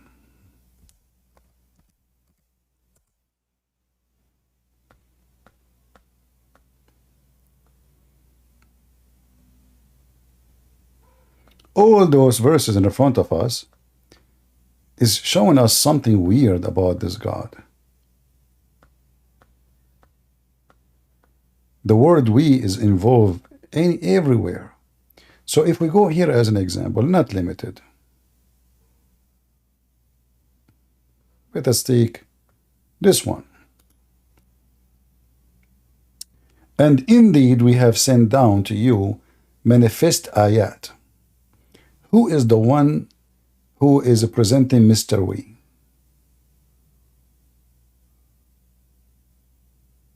Allah, the monotheist God. Why he is saying we? The Muslim have the answer. Allah, he don't feel good.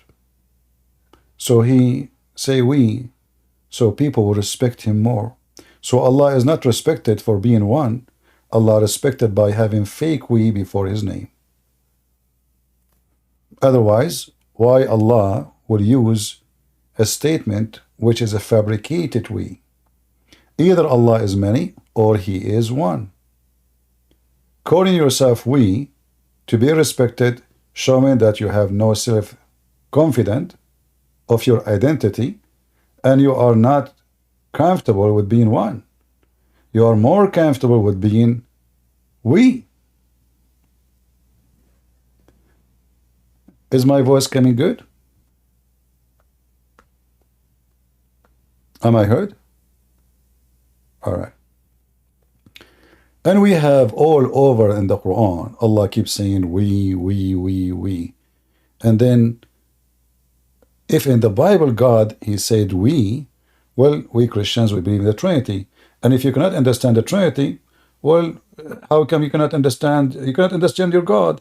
Your God, Allah, is one, yet he have a shin, yet the Quran is not created, the shin is not created, the hand of Allah not created, the Quran not created, and Allah not created. How many divine we have? Is Allah and his hand is one? Muslim cannot answer. Is Allah and his shin is one? They cannot answer. When they say the Quran is not created, that means the Quran have no beginning, no end. That means it is the same as Allah. So now we have two divine. And if the Quran is not created, so where the Quran is coming from? It is God, must be. So Islam is the most confusing cult. The Trinity is very simple. Everything around us in this earth is based on the fingerprint of God. What we mean by the fingerprint? You know, an artist, he has signature. Everything around you is based on three. Family is women, a man, and then sons, kids, three. The essence of life, light, air, and earth. If one of them is missing, and whatever in the earth, like water, is gone. Water itself is a 3, H2O. Everything around you is based on number 3. And then if we go to the stupid Quran, we will find that all the Quran is based on number 3. When Allah, he speak about himself in the first line in the Quran, what he do? He gave 3 names of himself. In the name of Allah, Bismillahir Rahmanir Rahim. Allah, Ar-Rahman, Ar-Rahim. 3. Why 3? When a Muslim, he do ablution, every move he do, he have to do it 3 times. You ask the Muslims, why 3? They say, it's perfection. It is the perfection. Therefore, if you don't do it 3 times, your prayer is not accepted. So even their God, he don't accept. If you type the word 3, you will see it all over the hadith. 3, 3, 3, 3, 3, 3, 3. If you type it in English, you will see even, like, just to help you how to figure out. Let us say type 3 times. Let us see what we will see. You will see everything in Islam is based on 3 times. Why? Because this is the perfection of Allah is based on number 3. Read it. Everything they do, anything, even the limit of marriage and divorce is a 3 times. Allah, he made Mary fast 3 days. Allah, he forced Zechariah to be mute 3 nights, 3 days. When the Muslim, they pray, they say Allahu Akbar 3 times. 3. Everything in their religion is based on number 3. Why? The answer of the Muslim, they say, for it is in it a perfection. You just answered yourself. it is a perfection. God is perfect. And if your God is against 3, then he should say to you, you do it only once. Why you are doing 3? In the name of who? In the name of the Father, the Son, the Holy Spirit?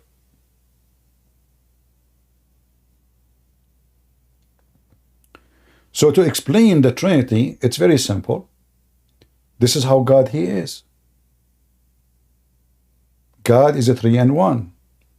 Can you explain Allah to me? Okay, I will go with you. It's confusing how Allah, he is God, yet he have no spirit, but he have a shin. He have 5 fingers. He have 2 hands in the right side. But the Muslim didn't ask how Allah can be alive if he don't have a spirit. Because the spirit is life. Allah has no spirit. This is why when those silly Christians, priests, they say to you the God of Muslims is the same as God of Abraham because they are donkeys. Our God is a spirit. Their God is not. Allah is not alive. Allah is just an idol the Arab worship before Islam in the time of Muhammad and before Muhammad. And even the pagan in Assyria, in Persia, the name spread La, God La, Allah, Allah.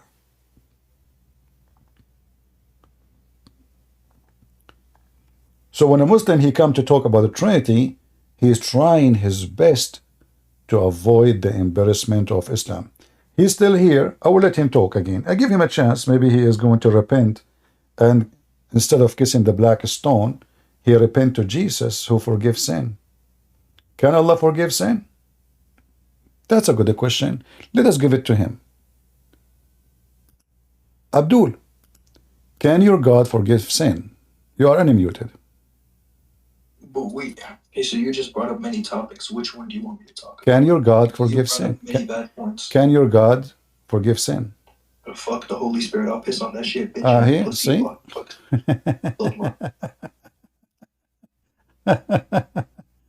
Oh boy. Okay.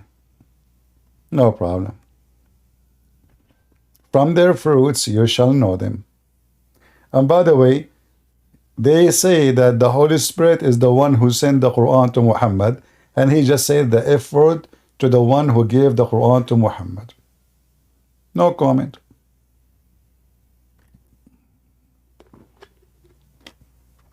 No comment. Who is next?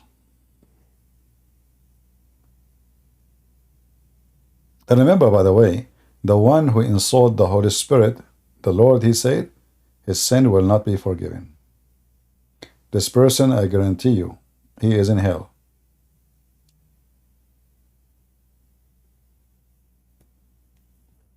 Do we have any Muhammadan?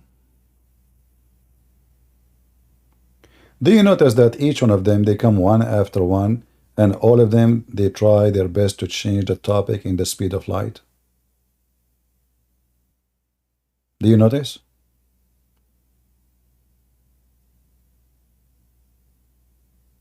They came to us, all of them, they want to talk only about one thing, the Trinity. They think this is something like they can hide behind and say, let us make them avoid talking about our prophet and the garbage in our books. But the Trinity, nobody need to defend the Trinity, because the Messiah, the proof of the Trinity is very simple. When the Messiah came to this earth, was he holy? The Quran confirms so. Quran chapter 19, verse number 19. He is holy. The Messiah is the word of God in the Quran, chapter 4, verse 171. Sent down to Mary. He was sent down from where? From heaven. From where? From the mouth of God, according to the Quran. Is the word of God is created? The Muslims, they say no. Well, Jesus is not created. And he was exist before he became a man in the flesh. It sounds like Muhammad is even copying the Bible. Because how we deny what the Bible say in the same time we confirm what the Bible say? If you go to the stupid book of Muhammad, you will find this. And obviously Muhammad is just a fool who copies story from other books, but he doesn't know what he is doing. The same verse says, say no Trinity. Sorry guys, I hurt your eyes. I'm just, this website doesn't have like a way to go right away unless you search for it. The same verse says, say no Trinity, you know, is the same verse confirming another form of a Trinity, which is not really what we believe in. Let us read together and laugh at the stupidity of the author of the Quran.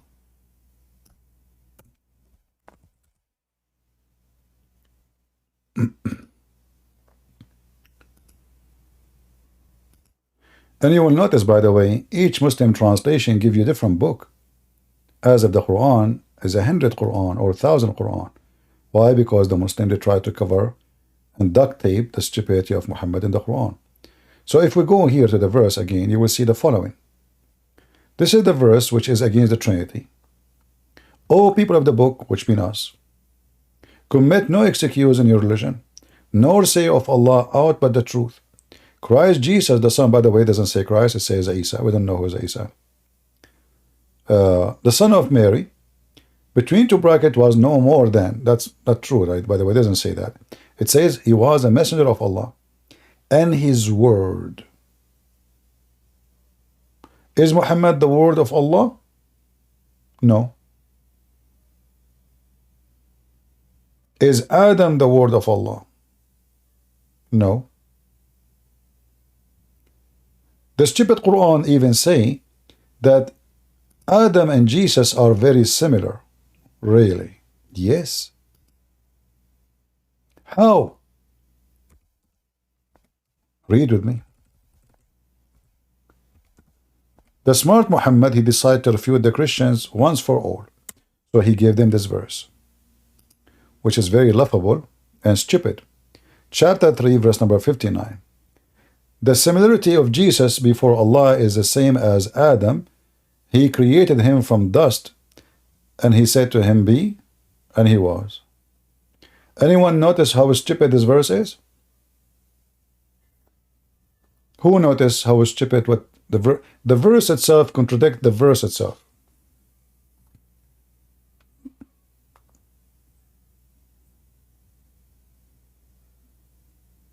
Anyone notice how the verse itself contradicts the verse itself?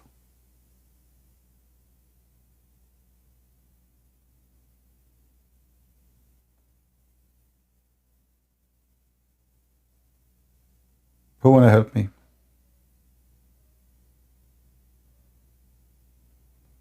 Jihadi, it is you who said you wanna go and do your shit.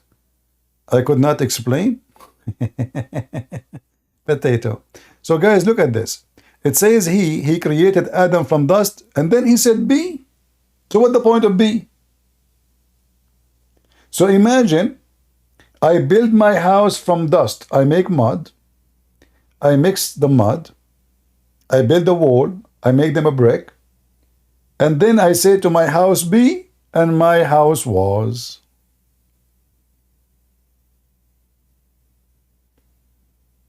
What a super intelligence. Now there's more mistakes. Neither Adam, neither Jesus, according to the Quran, was created or came to existence by the word be. As you see, chapter 4, verse 171, it says what happened. Allah, he sent his word to Mary. Other verse says, and then he breathed into her vagina. So where is the word we? Or be, and he was? The word be and he was is accurate if you do nothing but saying be. Like in the Bible, it says, God said, let be light. Light was.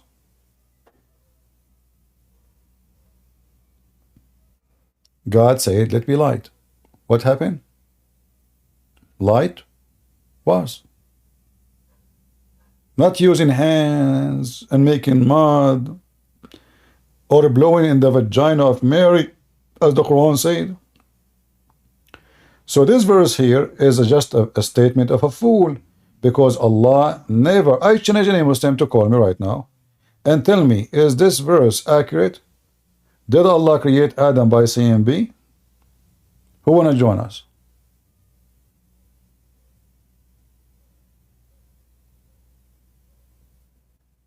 Who is a Muhammadan?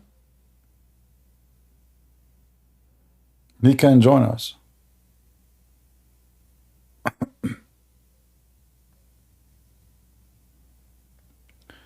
Go ahead, Moses. Oh, Moses is gone. He is from Hezbollah, Moses.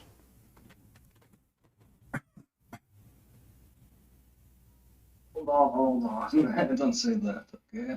I don't know. You have a picture of Hezbollah. Nah. My profile picture is the one who created the Harak Tamil, not his book. Yeah, sorry. This is Sadr, right? The one Qadhi killed him. The one who got kidnapped by Qaddafi, Imam Musa Sadr. Yeah, the Qaddafi took him and he never came back. So you are from Harakat Amal? Yeah. All right. I'm from south of Lebanon. Yeah, also. So you are what? From south of Lebanon. Ah, okay. So what do you like to say to us about this verse, my friend, Moses?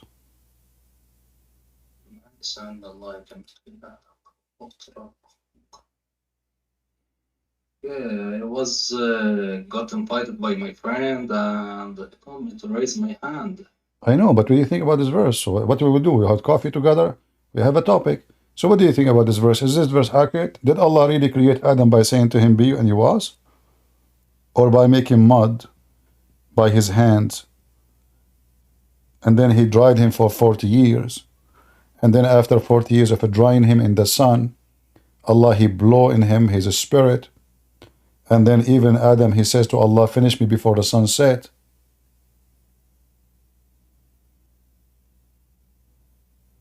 And which verse? It's in front of you on the screen. Chapter 3, verse number 59. And read it. إن مثل عيسى عند الله كمثل آدم فوق التراب ثم خلق من فكن.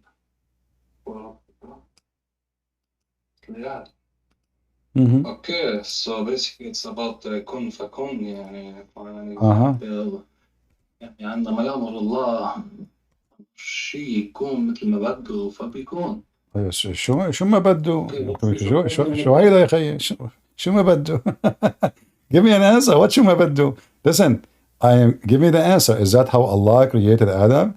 Isn't it Allah, the Quran says in different verse that Allah, he made mud, he used his hands, and then he dry Adam after he made him mud, and then Shaitan, he went through his anus, he came from his nose, he told the angels, don't worry about Adam, he is totally empty like a drum, and then after 40 years, Allah, he blew into Adam, and then Adam, he found that Allah is so slow, so he said to him, finish me before the sun set. So how Allah, he said, be, and it was, if all of this took him more than 50 years to finish him?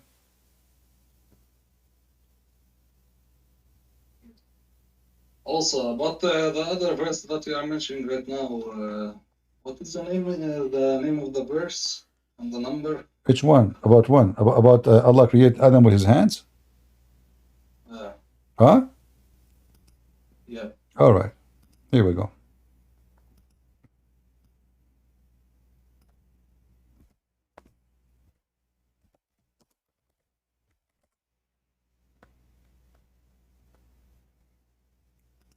Read it.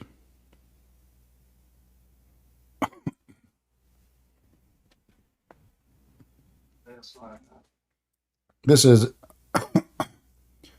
chapter 38 صاد. بس اسم السورة عمل معروف. صاد. عندك القرآن. Letter صاد. That is the name of the surah. There's no name, just letter. Oh, okay. So the number of the surah بس عمل معروف. Chapter 38, verse number 75.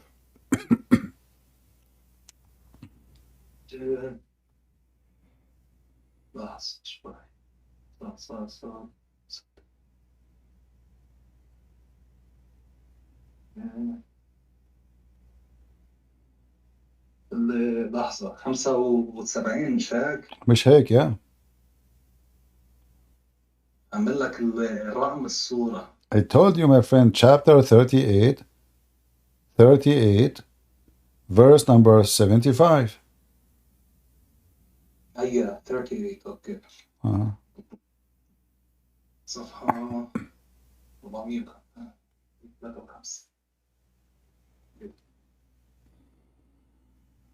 153.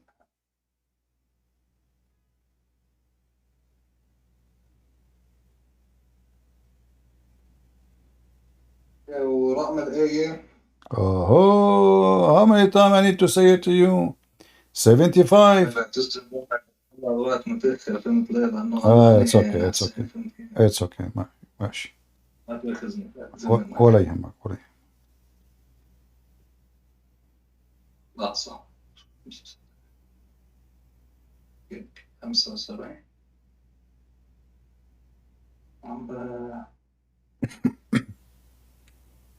اوكي. قال يا ابليس ما منعك ان تسجد هذا المقام وتوب الي استكبرت ام كنت من العالين.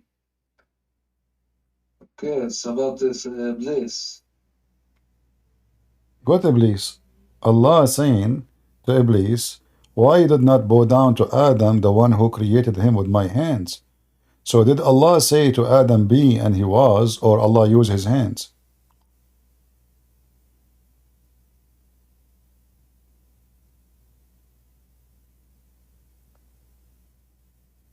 But using his hands and he was worrying about what he wants to be. I mean, what do you mean want to be? Okay, listen. If I want to create something and I can say be, I do not need to use my hands. So which one Allah he did to create Adam? Did he use his hands and then Adam was, or he used the word be and Adam was?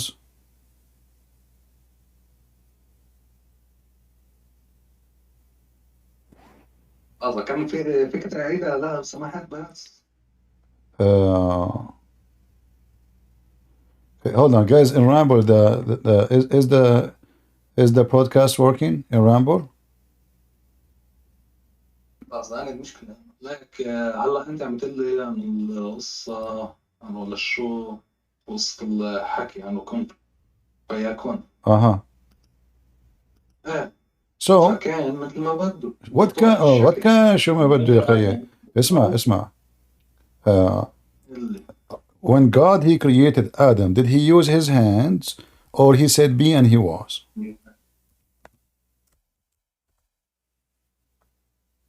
Which one he used to create Adam?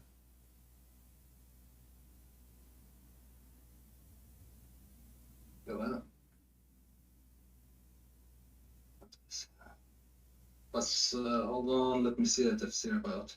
All right. Okay.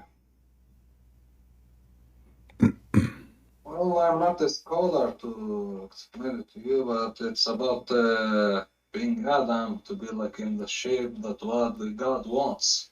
No problem. It's not about the shape. We are talking how he created him. Which method Allah created Adam? Did he use his hands or he said be and he was? Which one of the verses is accurate? Because they contradict each other. Either Allah he used his hands and this is how he created Adam, or Allah said be and he was.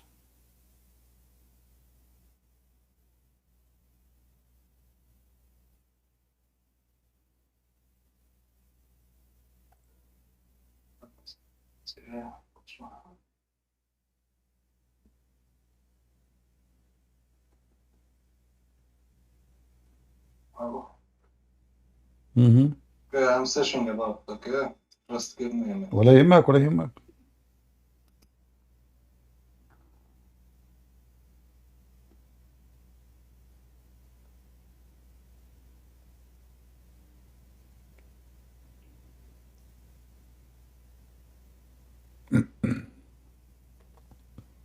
This is a clear contradiction because either one must, if one of them is true, the other one is false. Either God he created Adam by saying be and he was, or he used his hands. Both is not right.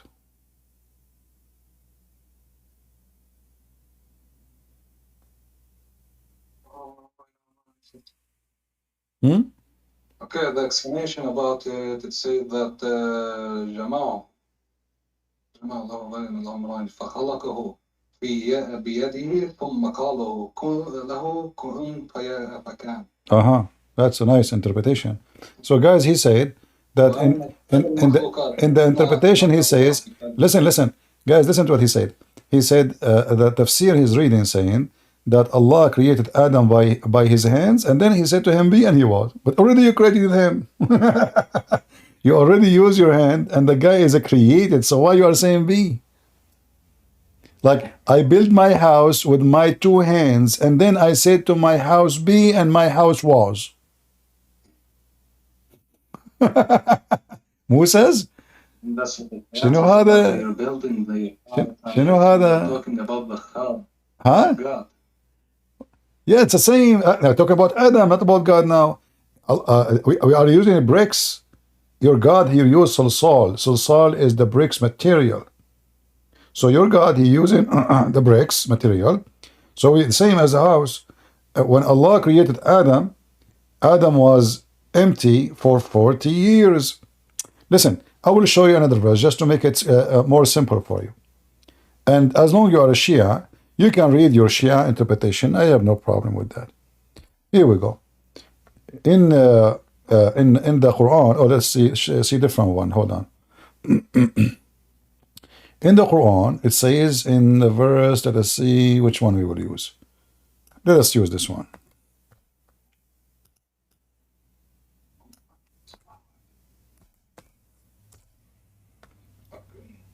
In chapter 15, verse number 29, and chapter 38, verse number 72, both of them, they say exactly the same thing. This is how funny the Quran is. Why you are repeating the same thing twice? Exactly the same sentence. But let's go to chapter 15, verse number 29. You will see here it says, and when I have fashioned him, between two brackets, in due proportion, and I breathe into him of my spirit. Do you see it? So now we have one verse saying Allah, he uses his hands. Other verse saying, and then he fashioned him. Another verse, and the same verse saying, and then he breathed into him. Where is the word be and he was? He said the word be and he was after he finished all of this.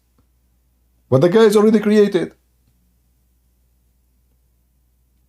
What is left? I use my hands. I mixed mud. I fashioned the mud. I made him look like a man. And now I breathe into him. Breathe into him means I give him life. And now Allah, he said, be, and he was. Don't you think it's too late?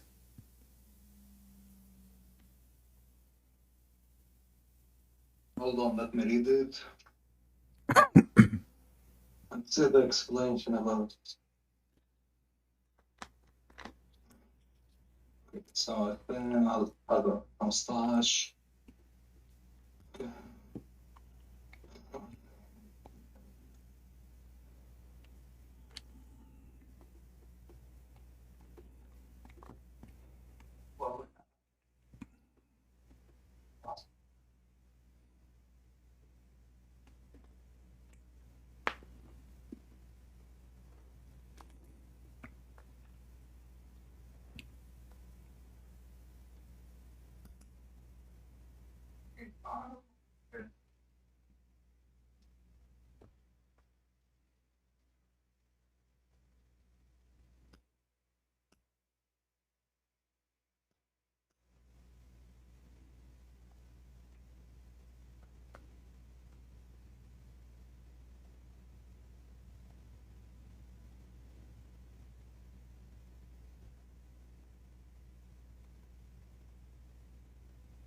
Oh, hello.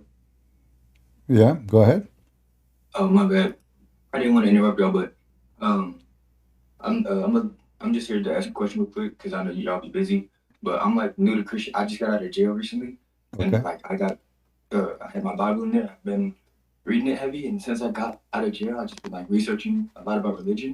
All right. And first off, I want to say thank you because I learned a lot from you. And secondly, I know you're busy, so it might not be you, but I didn't know if any of your audience members had time either after the stream now to answer some questions I had. But if you if you have something, maybe until he find the answer. Can I speak? Buddy, can you you're welcome anytime to come back to me. Is that okay? Yeah, that's what I'm saying. Yeah, that's why I didn't want to interrupt you. All right. And my friend, I'm happy for you that you are out of jail, and I hope you will never be back. Thank you, appreciate it. Yeah, and we pray that the Lord will guide you, and will keep you away from any bad act or bad friends. Stay away from bad friends because they are the one who mislead, and they are the one who make you go in the wrong places. Yes, sir. God bless you. Thank you. You're welcome. Go ahead, Musas. تفسير الشيء فإذا سويته عدلت صورته يعني وأتممت خلقه ونفخت فيه من روحي فصار بشرا حيا والروح هو جسم لطيف يحيا به الإنسان وأضاف إلى نفسه تشريفا وقعوا له ساجدين سجودا تحية لا سجود. All right.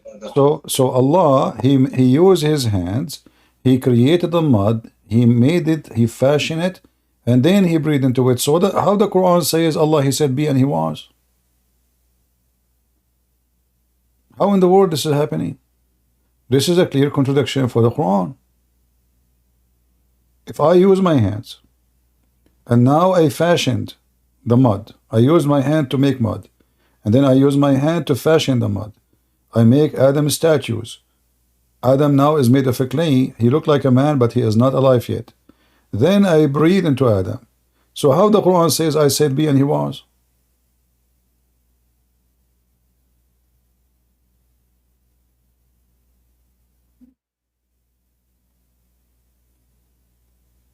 Basically, maybe it's explained by the Quran itself that it happened after.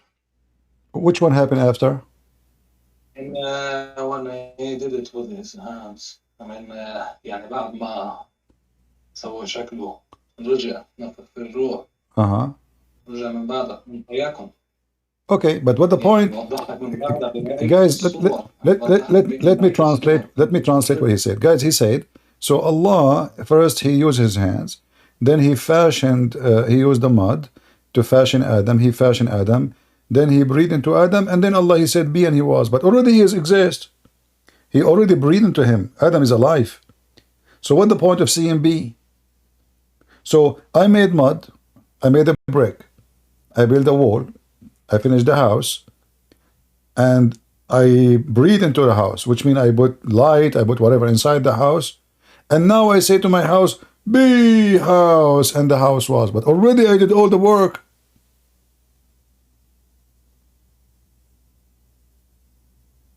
Really, يعني لا يصير إنسان. فهمت كيف قصدي؟ My friend, you are a nice, yeah, Moses, you are a nice man, actually. I can tell, I like you, actually. You are welcome here anytime. I can tell you are a nice person, but you need to focus with me. What the point of saying be after I did all the work? Already I'm done.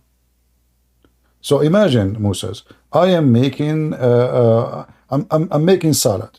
So I cut the tomato, I cut the onion, I put the lemon juice, I put the olive oil, I put the salt, I mix it together, I put it all in the table, and now I say to the to the dish, be and it was. I did already the work. This is not how be and it was work.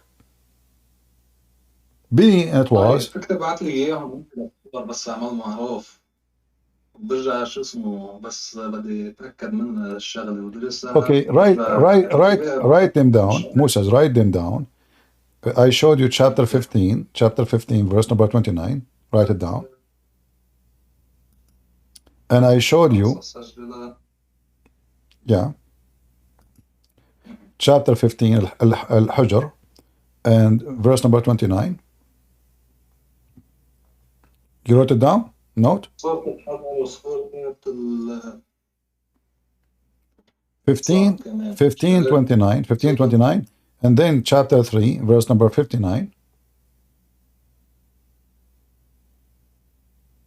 chapter 3, verse number 59.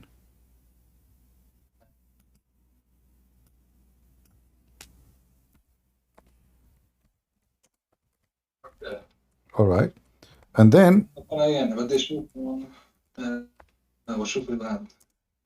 yeah, join, don't forget to join our server so you can find me easy next time you want to come, and you are welcome. You're a nice person. I respect you, my friend. Chapter 36, verse number 71. Sorry, chapter 38, verse number 75. This is the one I give it to you first. So Allah, He uses hands. Yeah. The other one, Allah. Huh? والتاني بس عملت غلط لأنه ما سيبت. Okay, so I had saw 75. 75, yeah. Yeah. All right. Thank you for coming. And you are welcome anytime. Study it and come back to me and you will see clearly. Huh? أنت من لبنان مش هيك؟ He's asking me if I'm a Lebanon. I don't know. I'm black, blonde, African American from Japan. I don't know. باين عليك لهجتك لبناني يا معلم. He's saying my accent is Lebanese. معلم. Okay, no problem. You're welcome, my friend. God bless you. We pray that the Lord will open your eyes and will bring you to Jesus, because as you see, the Quran is a book of contradiction. This is cannot be from God. This is not how God, He create things. If God said, let be, He did not need to use His hands. He said, let be light, and light was. As simple as that. Thank you, Musa. All right. All right. Take care. Where is the gentleman who he said he was in jail and he left? So, guys, you are saying that Rumble is not working? I don't know. From my side, Rumble look like it's working still. Let me look. So what is not working in Rumble? I think they're saying there's no sound. Really? Yeah. Maybe I should not do from now on 2 broadcasts in YouTube and Rumble. Keep it in one. Maybe my internet is not capable of doing both in the same time. Yeah. All right. Buddy, go ahead, my friend. What you said you have a questions. Okay, yeah. So I have like 2 questions. All right. And like okay, so when I first got into it, like when like I would misunderstand a lot of things, like when Jesus went into the wilderness and Satan tried to persuade him. Like since I didn't have a lot of knowledge about the Bible, I was like, wait, if he's the Son of God, why could Satan even like talk to him and influence him? And then I had an elder tell me, no, that's not what it meant. So I don't know if this like question's dumb or not, but like if God's all just, right? And He's all knowing and everything, why would He make Satan in the first place if He knew he would become prideful and be the root of all sin and all man? You know?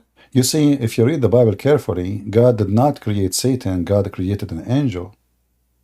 Angel decided to disobey God. So God, He gave us. Saying, if He's all knowing, He knew that was. Yeah, this is still God, all knowing, will not change that God, from the beginning of His plan, that everybody will have a free will, including Adam and Eve. So when God, He created everything, the creatures, the human, everyone, He have His own, let us say, design and reasoning. So the angels themselves, they can disobey God if they wish. But then they will face the penalty. If His will is for all to be saved, why would He allow us to even choose to disobey, you know? Yeah, you are talking if God, He knew why He would allow it, right? Yeah. Okay, but, if I know, let us say, I know, like now I'm single. I know if I get married, I will have kids, and I will have a problem with them. Do you think you will have kids, you will not have problems? You will. I see what you're saying, yeah. Yeah. So still, I get married and I have kids, and everybody do the same. So God, based on love, He created us. He did not create us to do bad. So He, based on love, He created this universe. And the Bible says everything created by Him and for Him. So the purpose of our creation is love. So God, He wanted us to live in His kingdom, and that's why He created Adam and Eve. He did not create Adam and Eve to test them. But Adam and Eve, they decided to disobey, the same as the angel. So God, knowing will not change the fact that still God know that He will give you a chance to be with Him. And then the one who deserves to be with Him, He will stay with Him. Okay, but like, okay, I'm about to say something, and I know it's probably wrong, but do you like see where my mind's at? Like, if He's all powerful and His will is for us all to be saved, He could have made it to where like we were all good people. Because if He's all powerful, He could do anything. No, this is first of all, God did not make you bad people. Where in the Bible it says God? No, I'm not saying that. I'm saying, but He could have prevented it. Is what I'm saying. No. Why He will prevent it? This is not even just, because just is to give me freedom. In Christianity, we are not born as slaves. God, even when we pray, we say our Father. All religion in the world, they pray to God. They bow down. In Christianity, you are a child of God. You are elevated. You are no slavery. So you are chosen to be a child of God. But then either you say, I don't want to be your child. I want to be by my own. Because He is loving, He will allow you to do whatever you will. He will not force you to love Him. Okay. It's not true love to God if it's forced. I see. Yeah, love. Exactly. If you have a woman now, and you force her to stay with you, and you force her to say I love you to you every day, do you think really she love you? The same. Exactly. Yeah. So God, because He loves us, He wants us to love Him too. So go. The one who like to come to me, this is why Jesus says, knock at my door and I will open for you. But I'm not going to come to your door and break the door and grab you and bring you. Knock at my door, I will open for you. The one who is tired, come to me, I will comfort you. My door is always open for you. This is the door of love. But if you force, like now you speak to an atheist, you say to you, like, God is forcing us anyway. If we don't believe in Him, He will punish us. Well, what do you want me to do? He said to you, come to me, I will save you. You said, I don't want your saving. I'm by my own. That goes to my next question, kind of. All right. About the whole, like, God will reveal Himself to you. Like, this is just hypothetical, but like the untouched tribes on like random islands that don't even know what Jesus is, don't even know about God. What happens when they die? And I know it says God will judge the heart. So it's like I don't know, because but it also says Jesus is the only way, the light, and the truth. So if you don't believe in Him, you go to hell, but you never even knew of Him. So how's that fair? God will never judge you if you never heard of God. To make it simple. So then what happens to Him? He will judge them by what they know. When God created you, He gave you, let us say, ability to recognize. If you read in the Bible, you see God taught Adam all the names.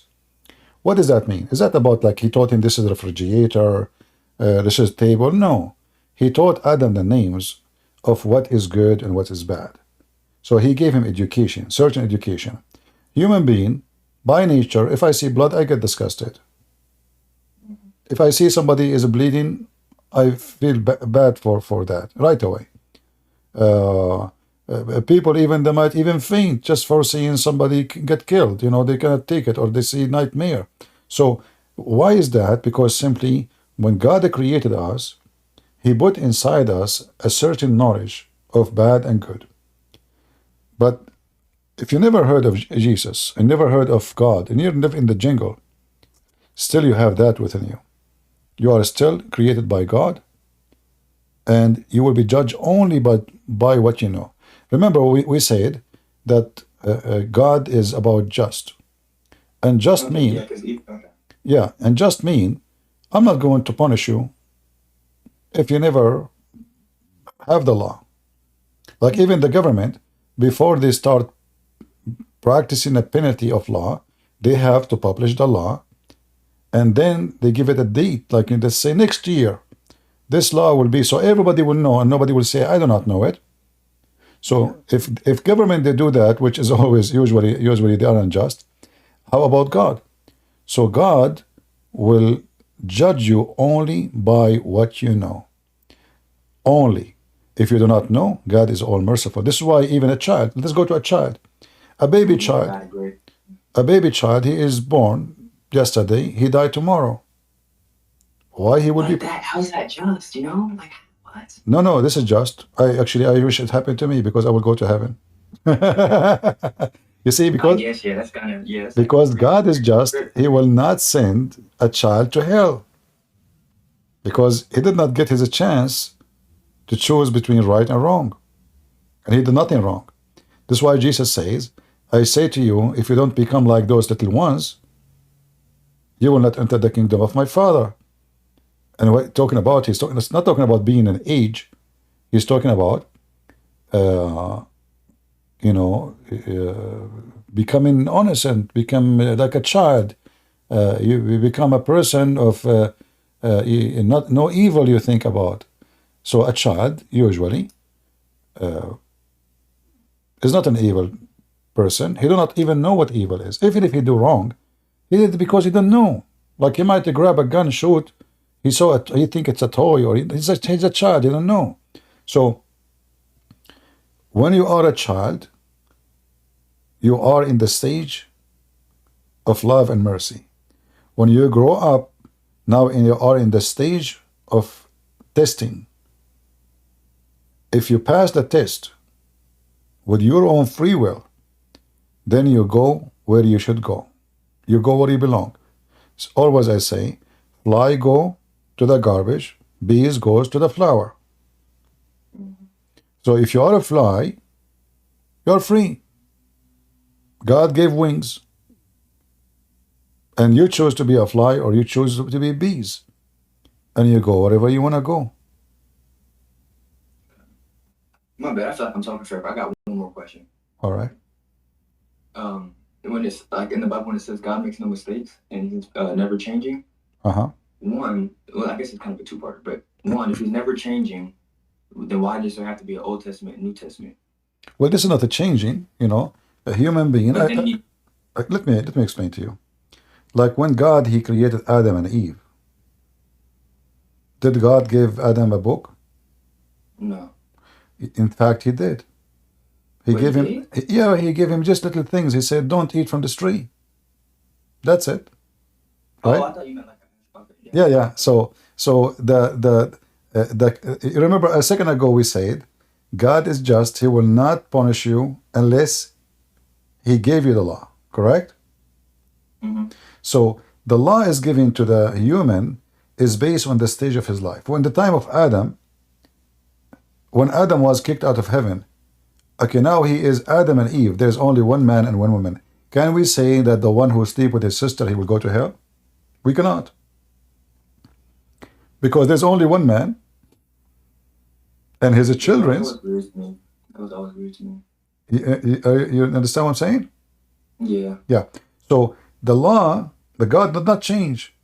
But the situation changed. At that time, there's only this, what they can do. There's only one male, one female, and then their kids, what they can do. They are going to marry their sisters.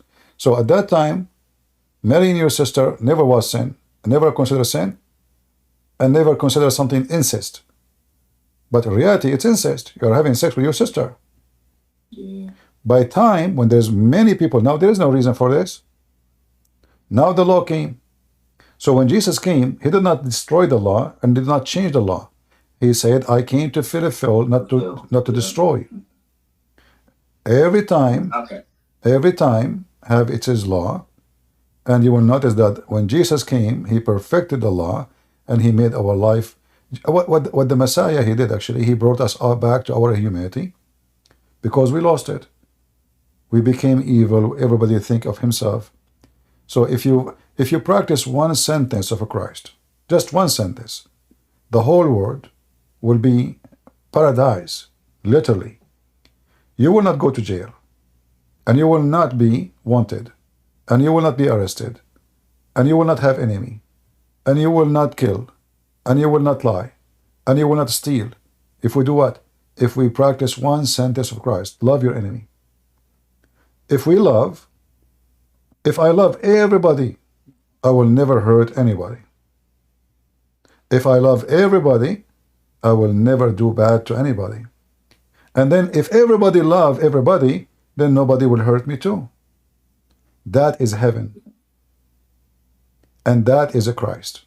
This is why the Bible says God is love. And love never fails.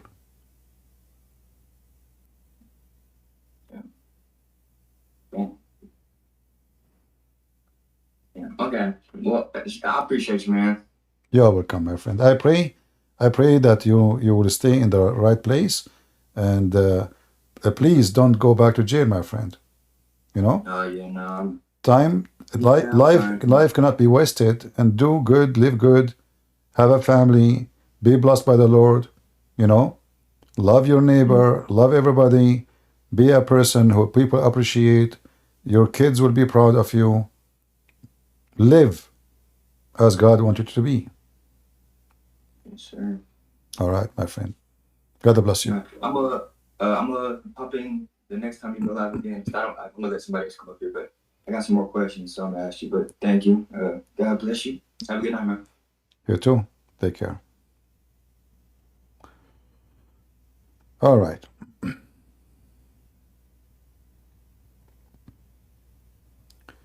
You see the books of the Muhammadan, all the books of Muhammadan, everything Muhammad he said is not even good to be fertilizer. Fertilizer, even though it's a manure, but manure is way better than Muhammad. We cannot compare. Manure is useful. Muhammad is harmful. A Muslim, he's saying to us, read Psalm 137. Oh boy. This is a prayer, you idiot. If you read, you will see the same as they did to us. So those people, they smashed the head of the babies of the Jews, the same as Hamas. You are a potato. Are you willing to come in the mic and condemn Hamas and say, dare you, how dare you to burn babies alive? Coward, Ibn Khaldun. Potato. And by the way, you call yourself Ibn Khaldun? Someone, he's a Zindiq. And he said the Arab are savage and they are willing to burn a library for the sake to cook hummus?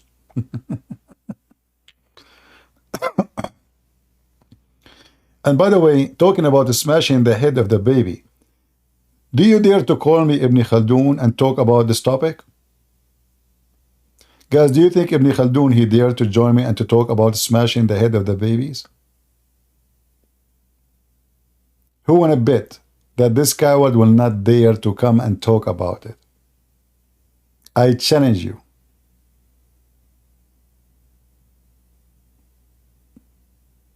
Ibn Khaldun, smashing the head of the baby, the topic. Do you dare?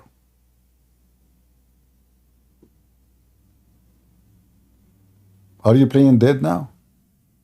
Don't play dead as a Muslim, because as you know, what they will do to you. Anyone knows the story of a person who died? He's a Muslim. I told you the story before, right? There's a Muslim, he died. And then one of them, he said, our brother is not dead. They said to him, how you know? He said, for if you place your finger in his anus, you will find it is warm. And then every Muslim in the funeral, hundreds of them, they start putting their finger in the anus of this Muslim to find out if he is alive or not. And I think Ibn Khaldun is afraid to join me because he will end in such a way. Ibn Khaldun, are you dead or alive? You better be alive and come and talk about smashing the head of the babies.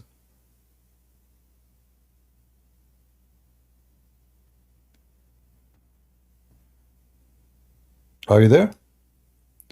Guys, as long as there is no sound in Rumble, I will stop Rumble. Still have no sound in Rumble?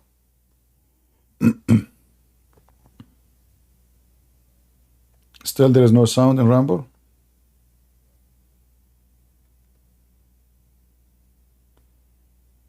There is sound? Oh, okay, good. We will leave it there. Ibn Khaldun, do you dare to come to talk about smashing the head of the babies? Shall I play for you the song Potato, Potato, Potato? Then let us talk about smashing the head of the baby. It is in the Quran, you idiot. Those things you go and say to those who do not know. I got all your laundry. Ibn Khaldun, don't you know that I am a Christian prince and you are a potato like your prophet? Chapter 18, verse number 74. The prophet of Allah, Al-Khadr, he killed a little boy. Here they say young man, that's false, it's a boy. Little boy. How he killed the boy? Oh boy. Ibn Khaldun, are you there? How Prophet Al-Khadr, he killed this little boy?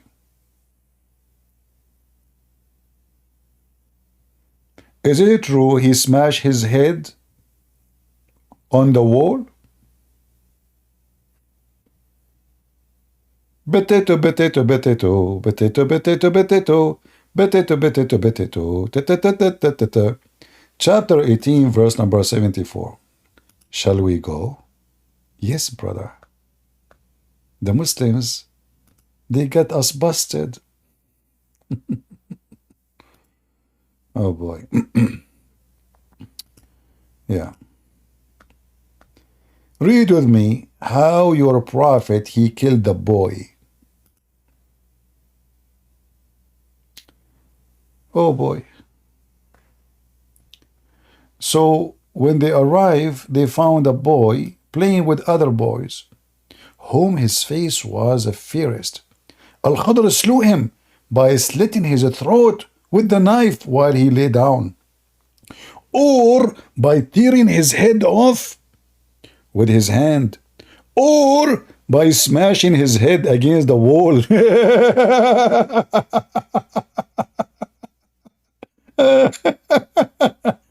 Ibn Khaldun, are you there?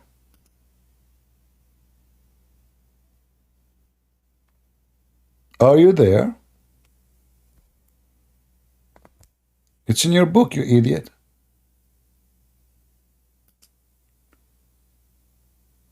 Everything they come to you with, we can get them busted from their books. This is why they don't dare. Like the one who came to me. Was it him?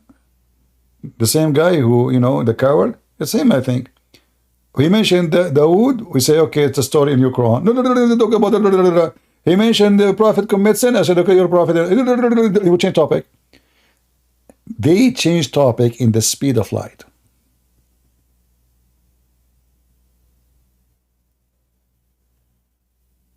This is why I call them potatoes.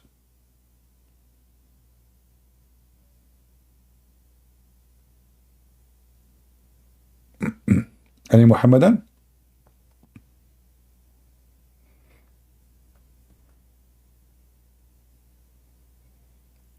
Who there? Did you guys save the reference? This is a chapter 18, verse number 74. And this is Tafsir al-Jalalain. And let me post the reference in Ramble in YouTube. And here. Here we go. And now we go to YouTube. And here we go. And now we go to Discord. And here we go. So if any time a potato Muhammadan he mentions such a thing to you, shut him up and get him busted.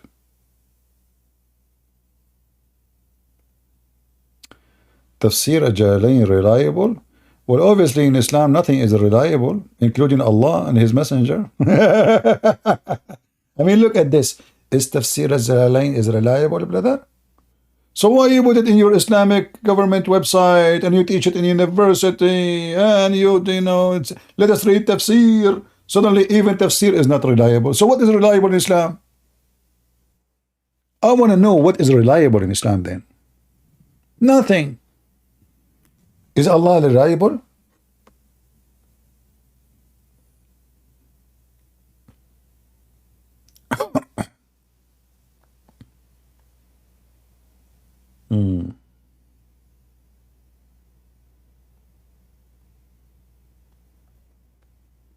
You know, when the Muslim they say Prophet Muhammad was born 4 years after his father's death, was Muhammad reliable by birth to be the son of Abdullah? And this is why, if you go in Muslim scholarly, you know, you ask them, how long a woman in Islam, according to Allah and His Prophet teaching, she can be pregnant for how long? You will see the Muslims, they have one of the most funny, weird answer.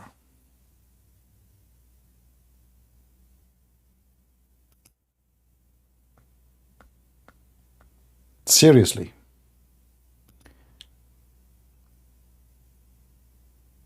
Let me share with you.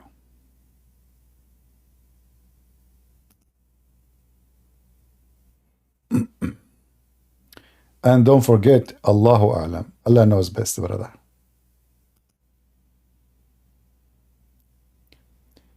All right. Let us show you the knowledge of Islam and the reliable resource of science and women conception.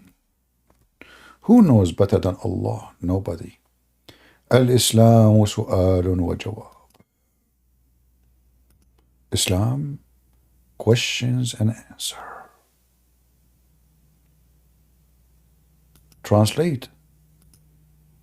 What's wrong with this page? It's not translating.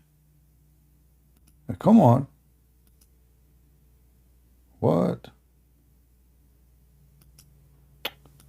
Let us try again. I don't know what's happening. Let's try again. I'm trying to translate each time I click.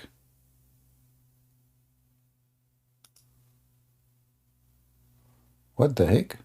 Why is it not translating? Okay, let's try in different browser. But this is the one we are sharing. Mouse over translation.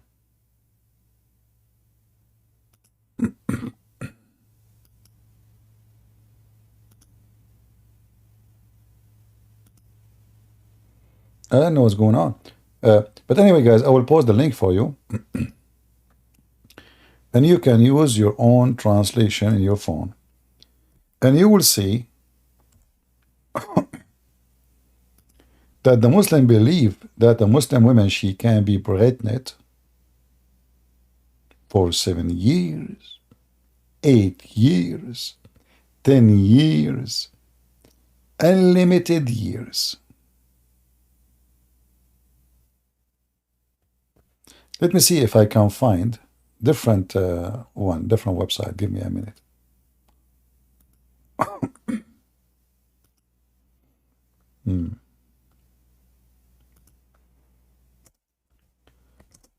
This one is not working, maybe.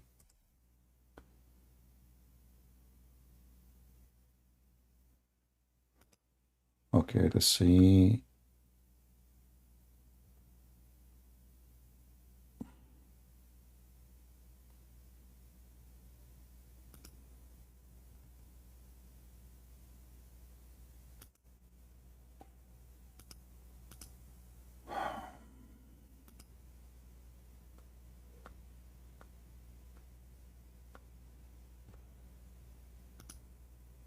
I'm just trying to find a different page.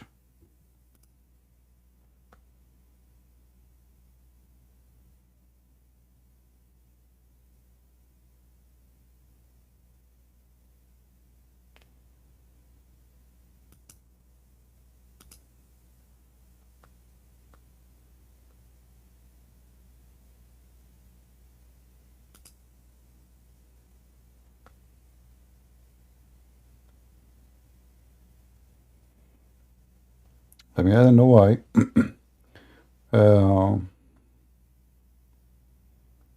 Let us try again.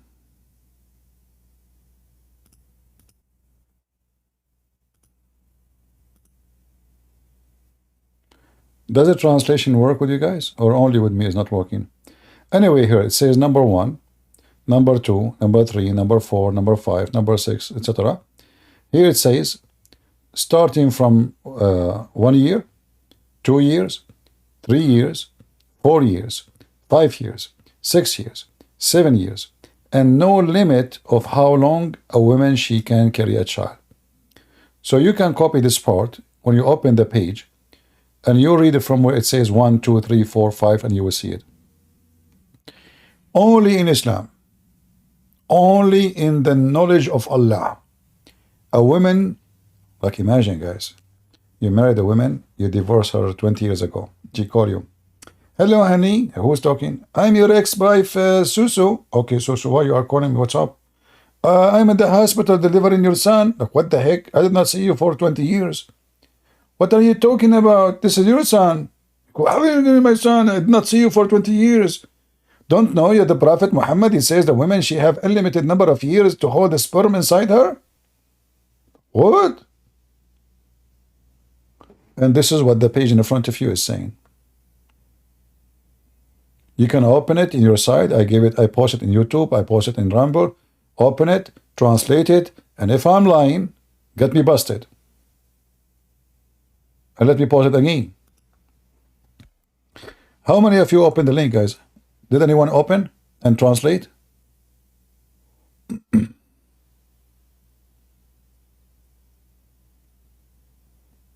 Did you open it? Anyone he tried to translate his work? Like, does it work or it doesn't work with me only? It work? I don't know why in my side here it's not working. Translate. Translate. Nothing is working. There is something wrong. What about mouse over? Translate. Ah, now something happening. Hey, finally. Let us read together. Abdul, read with me. Finally, the jewels of Allah. 2 years according to Hanafi doctrine. 3 years according to Layth ibn Sa'd. 4 years. All of this about what? Is about how long a woman she can be pregnant, brother. The longest period of women can stay pregnant.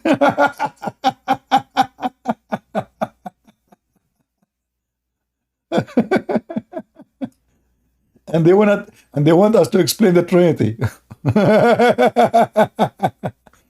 By the way, nobody opposed this. It's true. But Trinity doesn't make sense. I mean, come on. Those people believe that God is 3 and 1 at the same time. Are you crazy?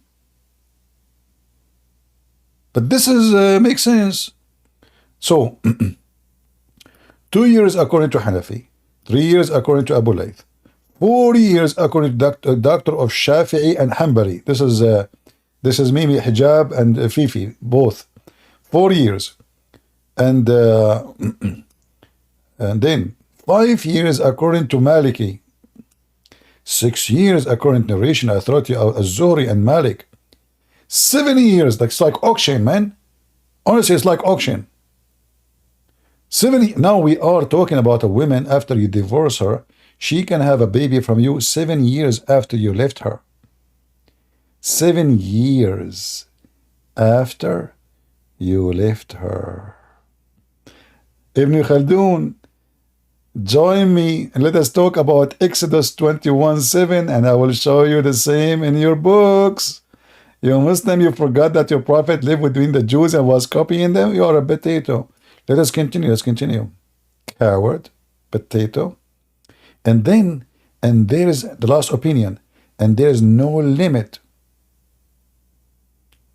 No limit for how long the wife of Ibn Khaldun, after he divorced her, she would have a baby. So Ibn Khaldun, he divorced his wife 30 years ago. Ibn Khaldun, his wife, she called him. She tell him, honey, come and pay for the bills of your baby. What are you talking about? I divorced you 50 years ago. Said, okay, but I have your semen. It's inside me. What are you talking about? Science, they say that semen can live for the maximum of 5 days. No, not in the case of Muslims. Muslims are different species. Obviously, their semen can live for hundreds of years. Unlimited. Am I lying, guys? Or it says no limit? Am I lying? Does it say no limit? No limit. Like you think you arrive to number 7, and that's it. The auction is over. No. No limit. Like 6 years, 4 years, 3 years. No. Here, that's it. No limit.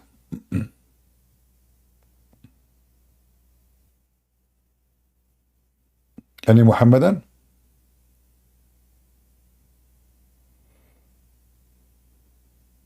Everything with Muhammad is endless, including the penis. Correct. Actually, this is what scared the hell of me. Otherwise, I would convert to Islam, you know? Having endless penis is something really weird. I don't know how to walk with it. You cannot even walk forward. You have to drag it. I mean, you have to walk backward. I saw once in the park a group of Asian Chinese, I think they are, and they were walking backward. I said, what's wrong with them? I look, but none of them have. They are women. They're not even men. I said maybe they have endless penis, but it's invisible, so they cannot walk back, like forward, so they are going backward. But those Asian, they were ladies, and they are doing sports supposedly, walking backward. But I thought about it. If I have an endless penis, I think this is the only way I can move around. Because how you can push even such a thing?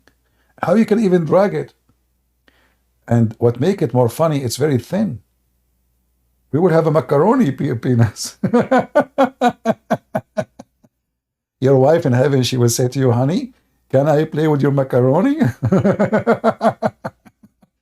And don't be surprised that those women, you woke up in the morning and you find your penis become pieces because she is making spaghetti of it. Oh boy. Okay, Khalid ibn al-Walid. Okay, you are a potato. You are too coward to join us, you coward. Yeah. We have no time for spam. Potato.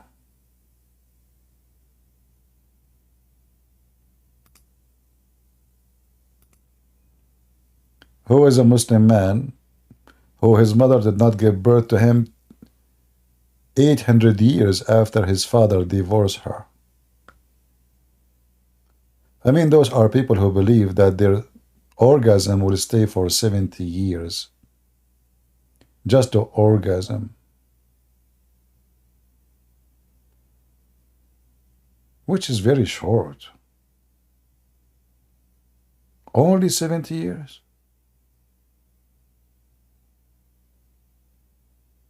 I mean, why? Allah, why? Why you don't make it 7,000 years?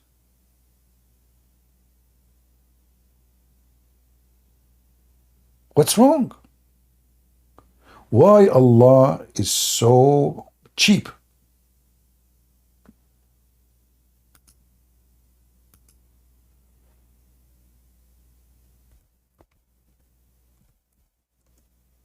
Only, I mean, what you will lose if you make it 70 million a year? Are you paying for it from your pocket, Allah?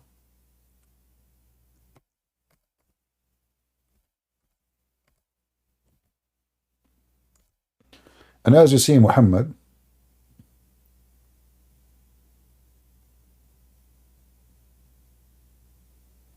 actually, you know what? Muhammad, he's stuck with number 7. Do you know that if Muhammad, he says, if a man, excuse my language, if Muhammad, he if a woman, if a man, he if a woman, that is equal to 70 prayer?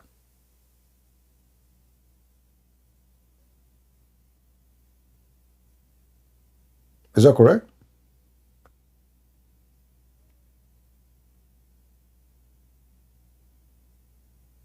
So why I want to pray? I just do boom boom. One boom boom is better than 70 prayer. Is that correct?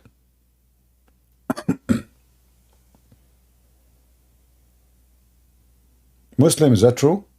If you do boom boom to your wife, each time you do boom boom is better than 70 prayer?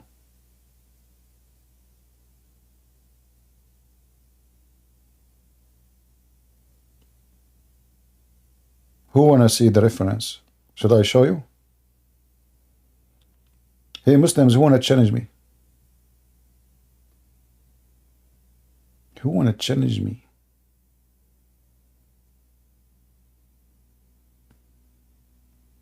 Huh?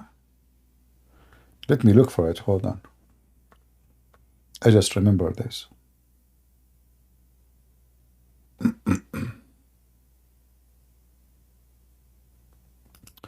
Okay, I found this page. Let's show it. Actually, the same website we are using here.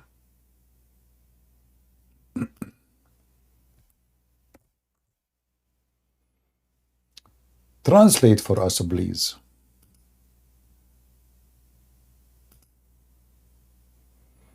Don't do the same game with me. Translate. I command you. All right. Now it's working. Is it intercourse with one wife equivalent to 70 voluntarily prayer?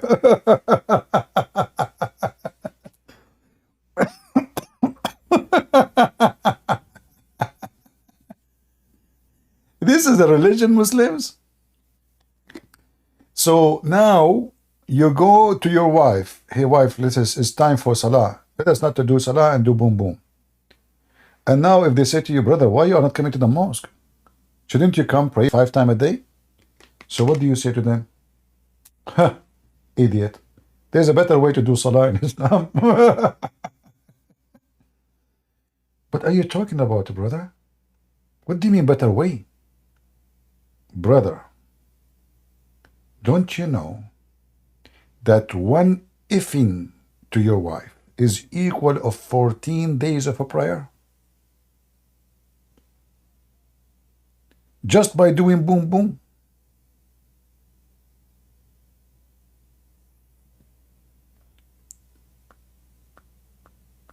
Do you see how much Muhammad he like boom boom? Praise be to Allah.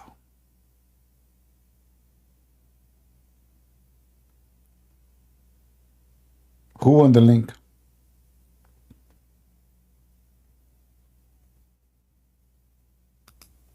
This is really a religion? Are you sure?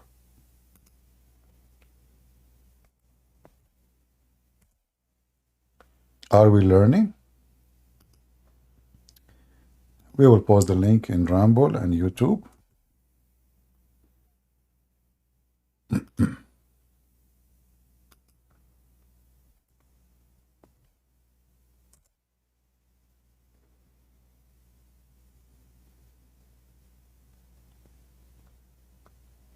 All right.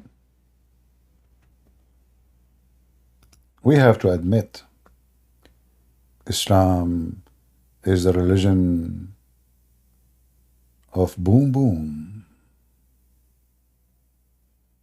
One boom boom equal to 14 days of a prayer. So beautiful. And now I'm going to convert to Islam. And I will never pray to Allah. I just do boom boom. Actually, Allah will own me more in the bank from I should. Because if each time boom boom is equal to 70 prayer, well, I have a lot, or, do boom boom 5 times a day, 10 times a day. Right?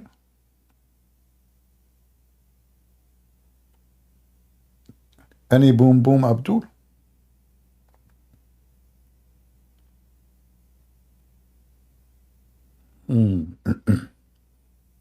How many of you are now thinking about converting to Islam after seeing, and look, it is voluntarily prayer. Because the rest of the prayer is not voluntarily. What kind of religion? Prayer is not a volunteer. Anyway, I think we have enough for today. Did we have a good time? Did we? I hope so. Always notice carefully that Muslims, they will never stay in one topic, and their tactique is very simple. They want to talk only about the Trinity. For a very simple reason. It's just to avoid the embarrassment in their prophet. How many times we explain to them the Trinity, how many times we answer them, still they want to talk only about the Trinity. They think they can get away from the embarrassment of Islam. Like, how we can make them change the topic? And then when they are talking to you, they speak fast, they say, hey, you have a Bible who fornicate in the Bible. You said, okay, hold on, where, let's see. Let us see your Quran, what it's saying about that. He don't want to talk about it no more. So they throw poison so fast in the speech, but they don't dare to stop what they just said, because they knew they would be beaten miserably.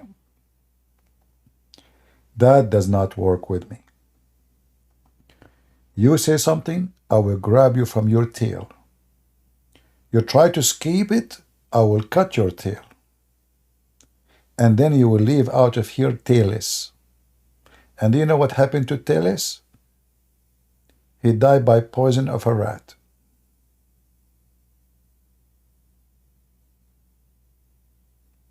His name is Mohammed. A Jewish woman, she grabbed him from his tail. And she told him, if you are a prophet of Allah, you will not die by poison. Allah will save you. If you are a false man, you would die. And he died. And all of this is in their books. So I want to say thank you all. Again, we will try to come here tomorrow. Don't forget to subscribe to Patreon so you can join us. We're not asking you to donate. As usual, nobody really care. But we do what we need to do. Doesn't matter who support us, who's not. I'm here almost every day. I stay here for many hours.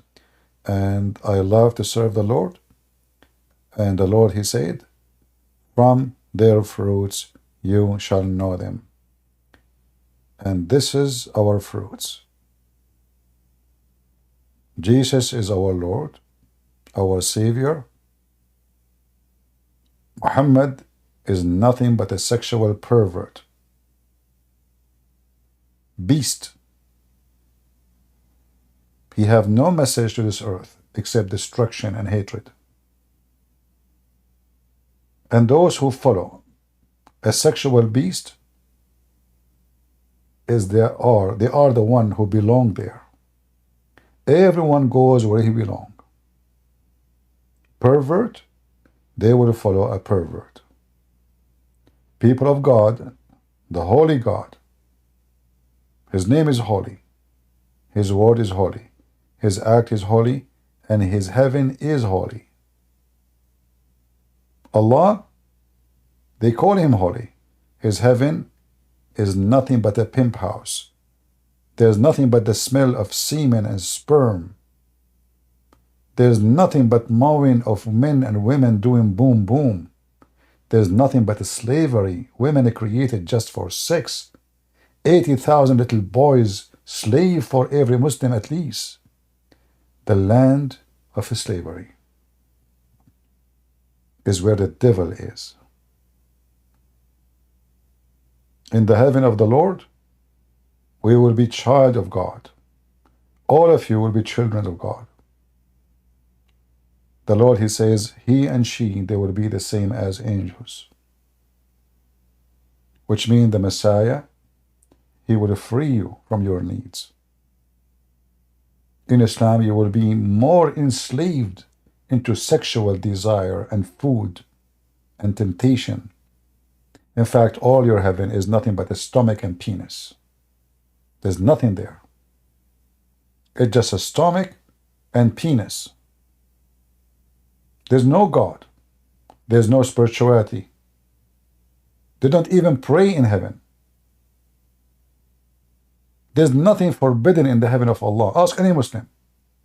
Anything, including homosexuality, including having sex with your mother. How that can be heaven? The God of Islam, he wants to grow a farm of wild animals. The God of the Christians, he wants prince and princess, noble people, people of honor and dignity, people who rejoice and enjoy God, not by food and sex. God who made you enjoy food and sex, he can give you way higher joy. If God, he made us taste food and enjoy it, can the same God make us have a better joy? Absolutely. So don't be fooled and follow the Muhammad the foolish. He will take you to hell. He is in hell and he will stay there. Thank you all. May the Lord bless you. God is good, so is Jesus. And see you soon. Do you have 1 minute, Christian Prince, before you leave? Seeker, we're almost done, my friend. Sorry. I just need a hadith. I don't want to talk. I don't want to explain anything. It's just if you. All right. For the sake of the Lord, go ahead. So the hadith where Muhammad is performing exorcism, and at the end he spits in the man's mouth to just drive out the jinns out of his body. All right. So I would love, and I think it's Sahih. Oh yeah, I'm sorry, chat. It just it's Muhammad, so we can all expect it for him. All right. But you see, already I'm done. I know. Just if you can share the link, I would really appreciate it. Yeah, let us see if I can find it right away. If not, I will do it tomorrow. It's okay. God bless you. No problem.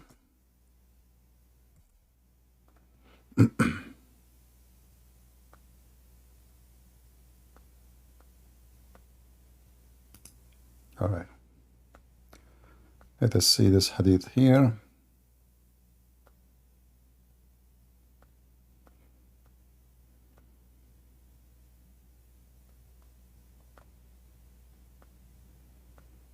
You are talking about someone who is possessed or someone is sick, because there's many hadith.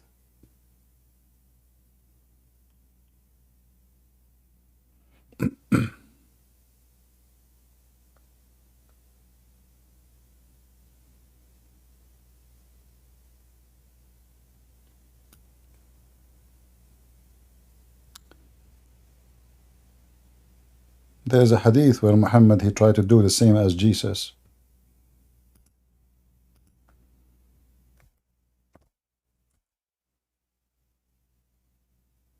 All right. But this is from the Shia.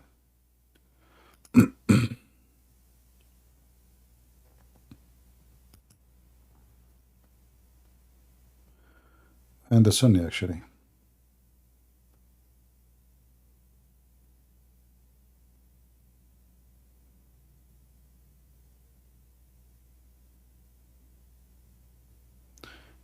I will give you this website. My friend, have tons of hadith about spitting. You choose the one you like. Is that okay?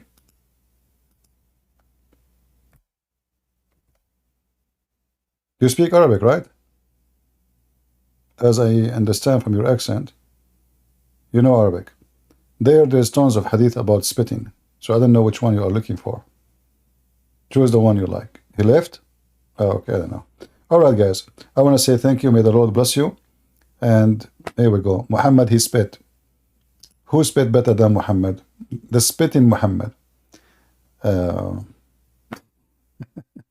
right. Take care. God bless you. God is good.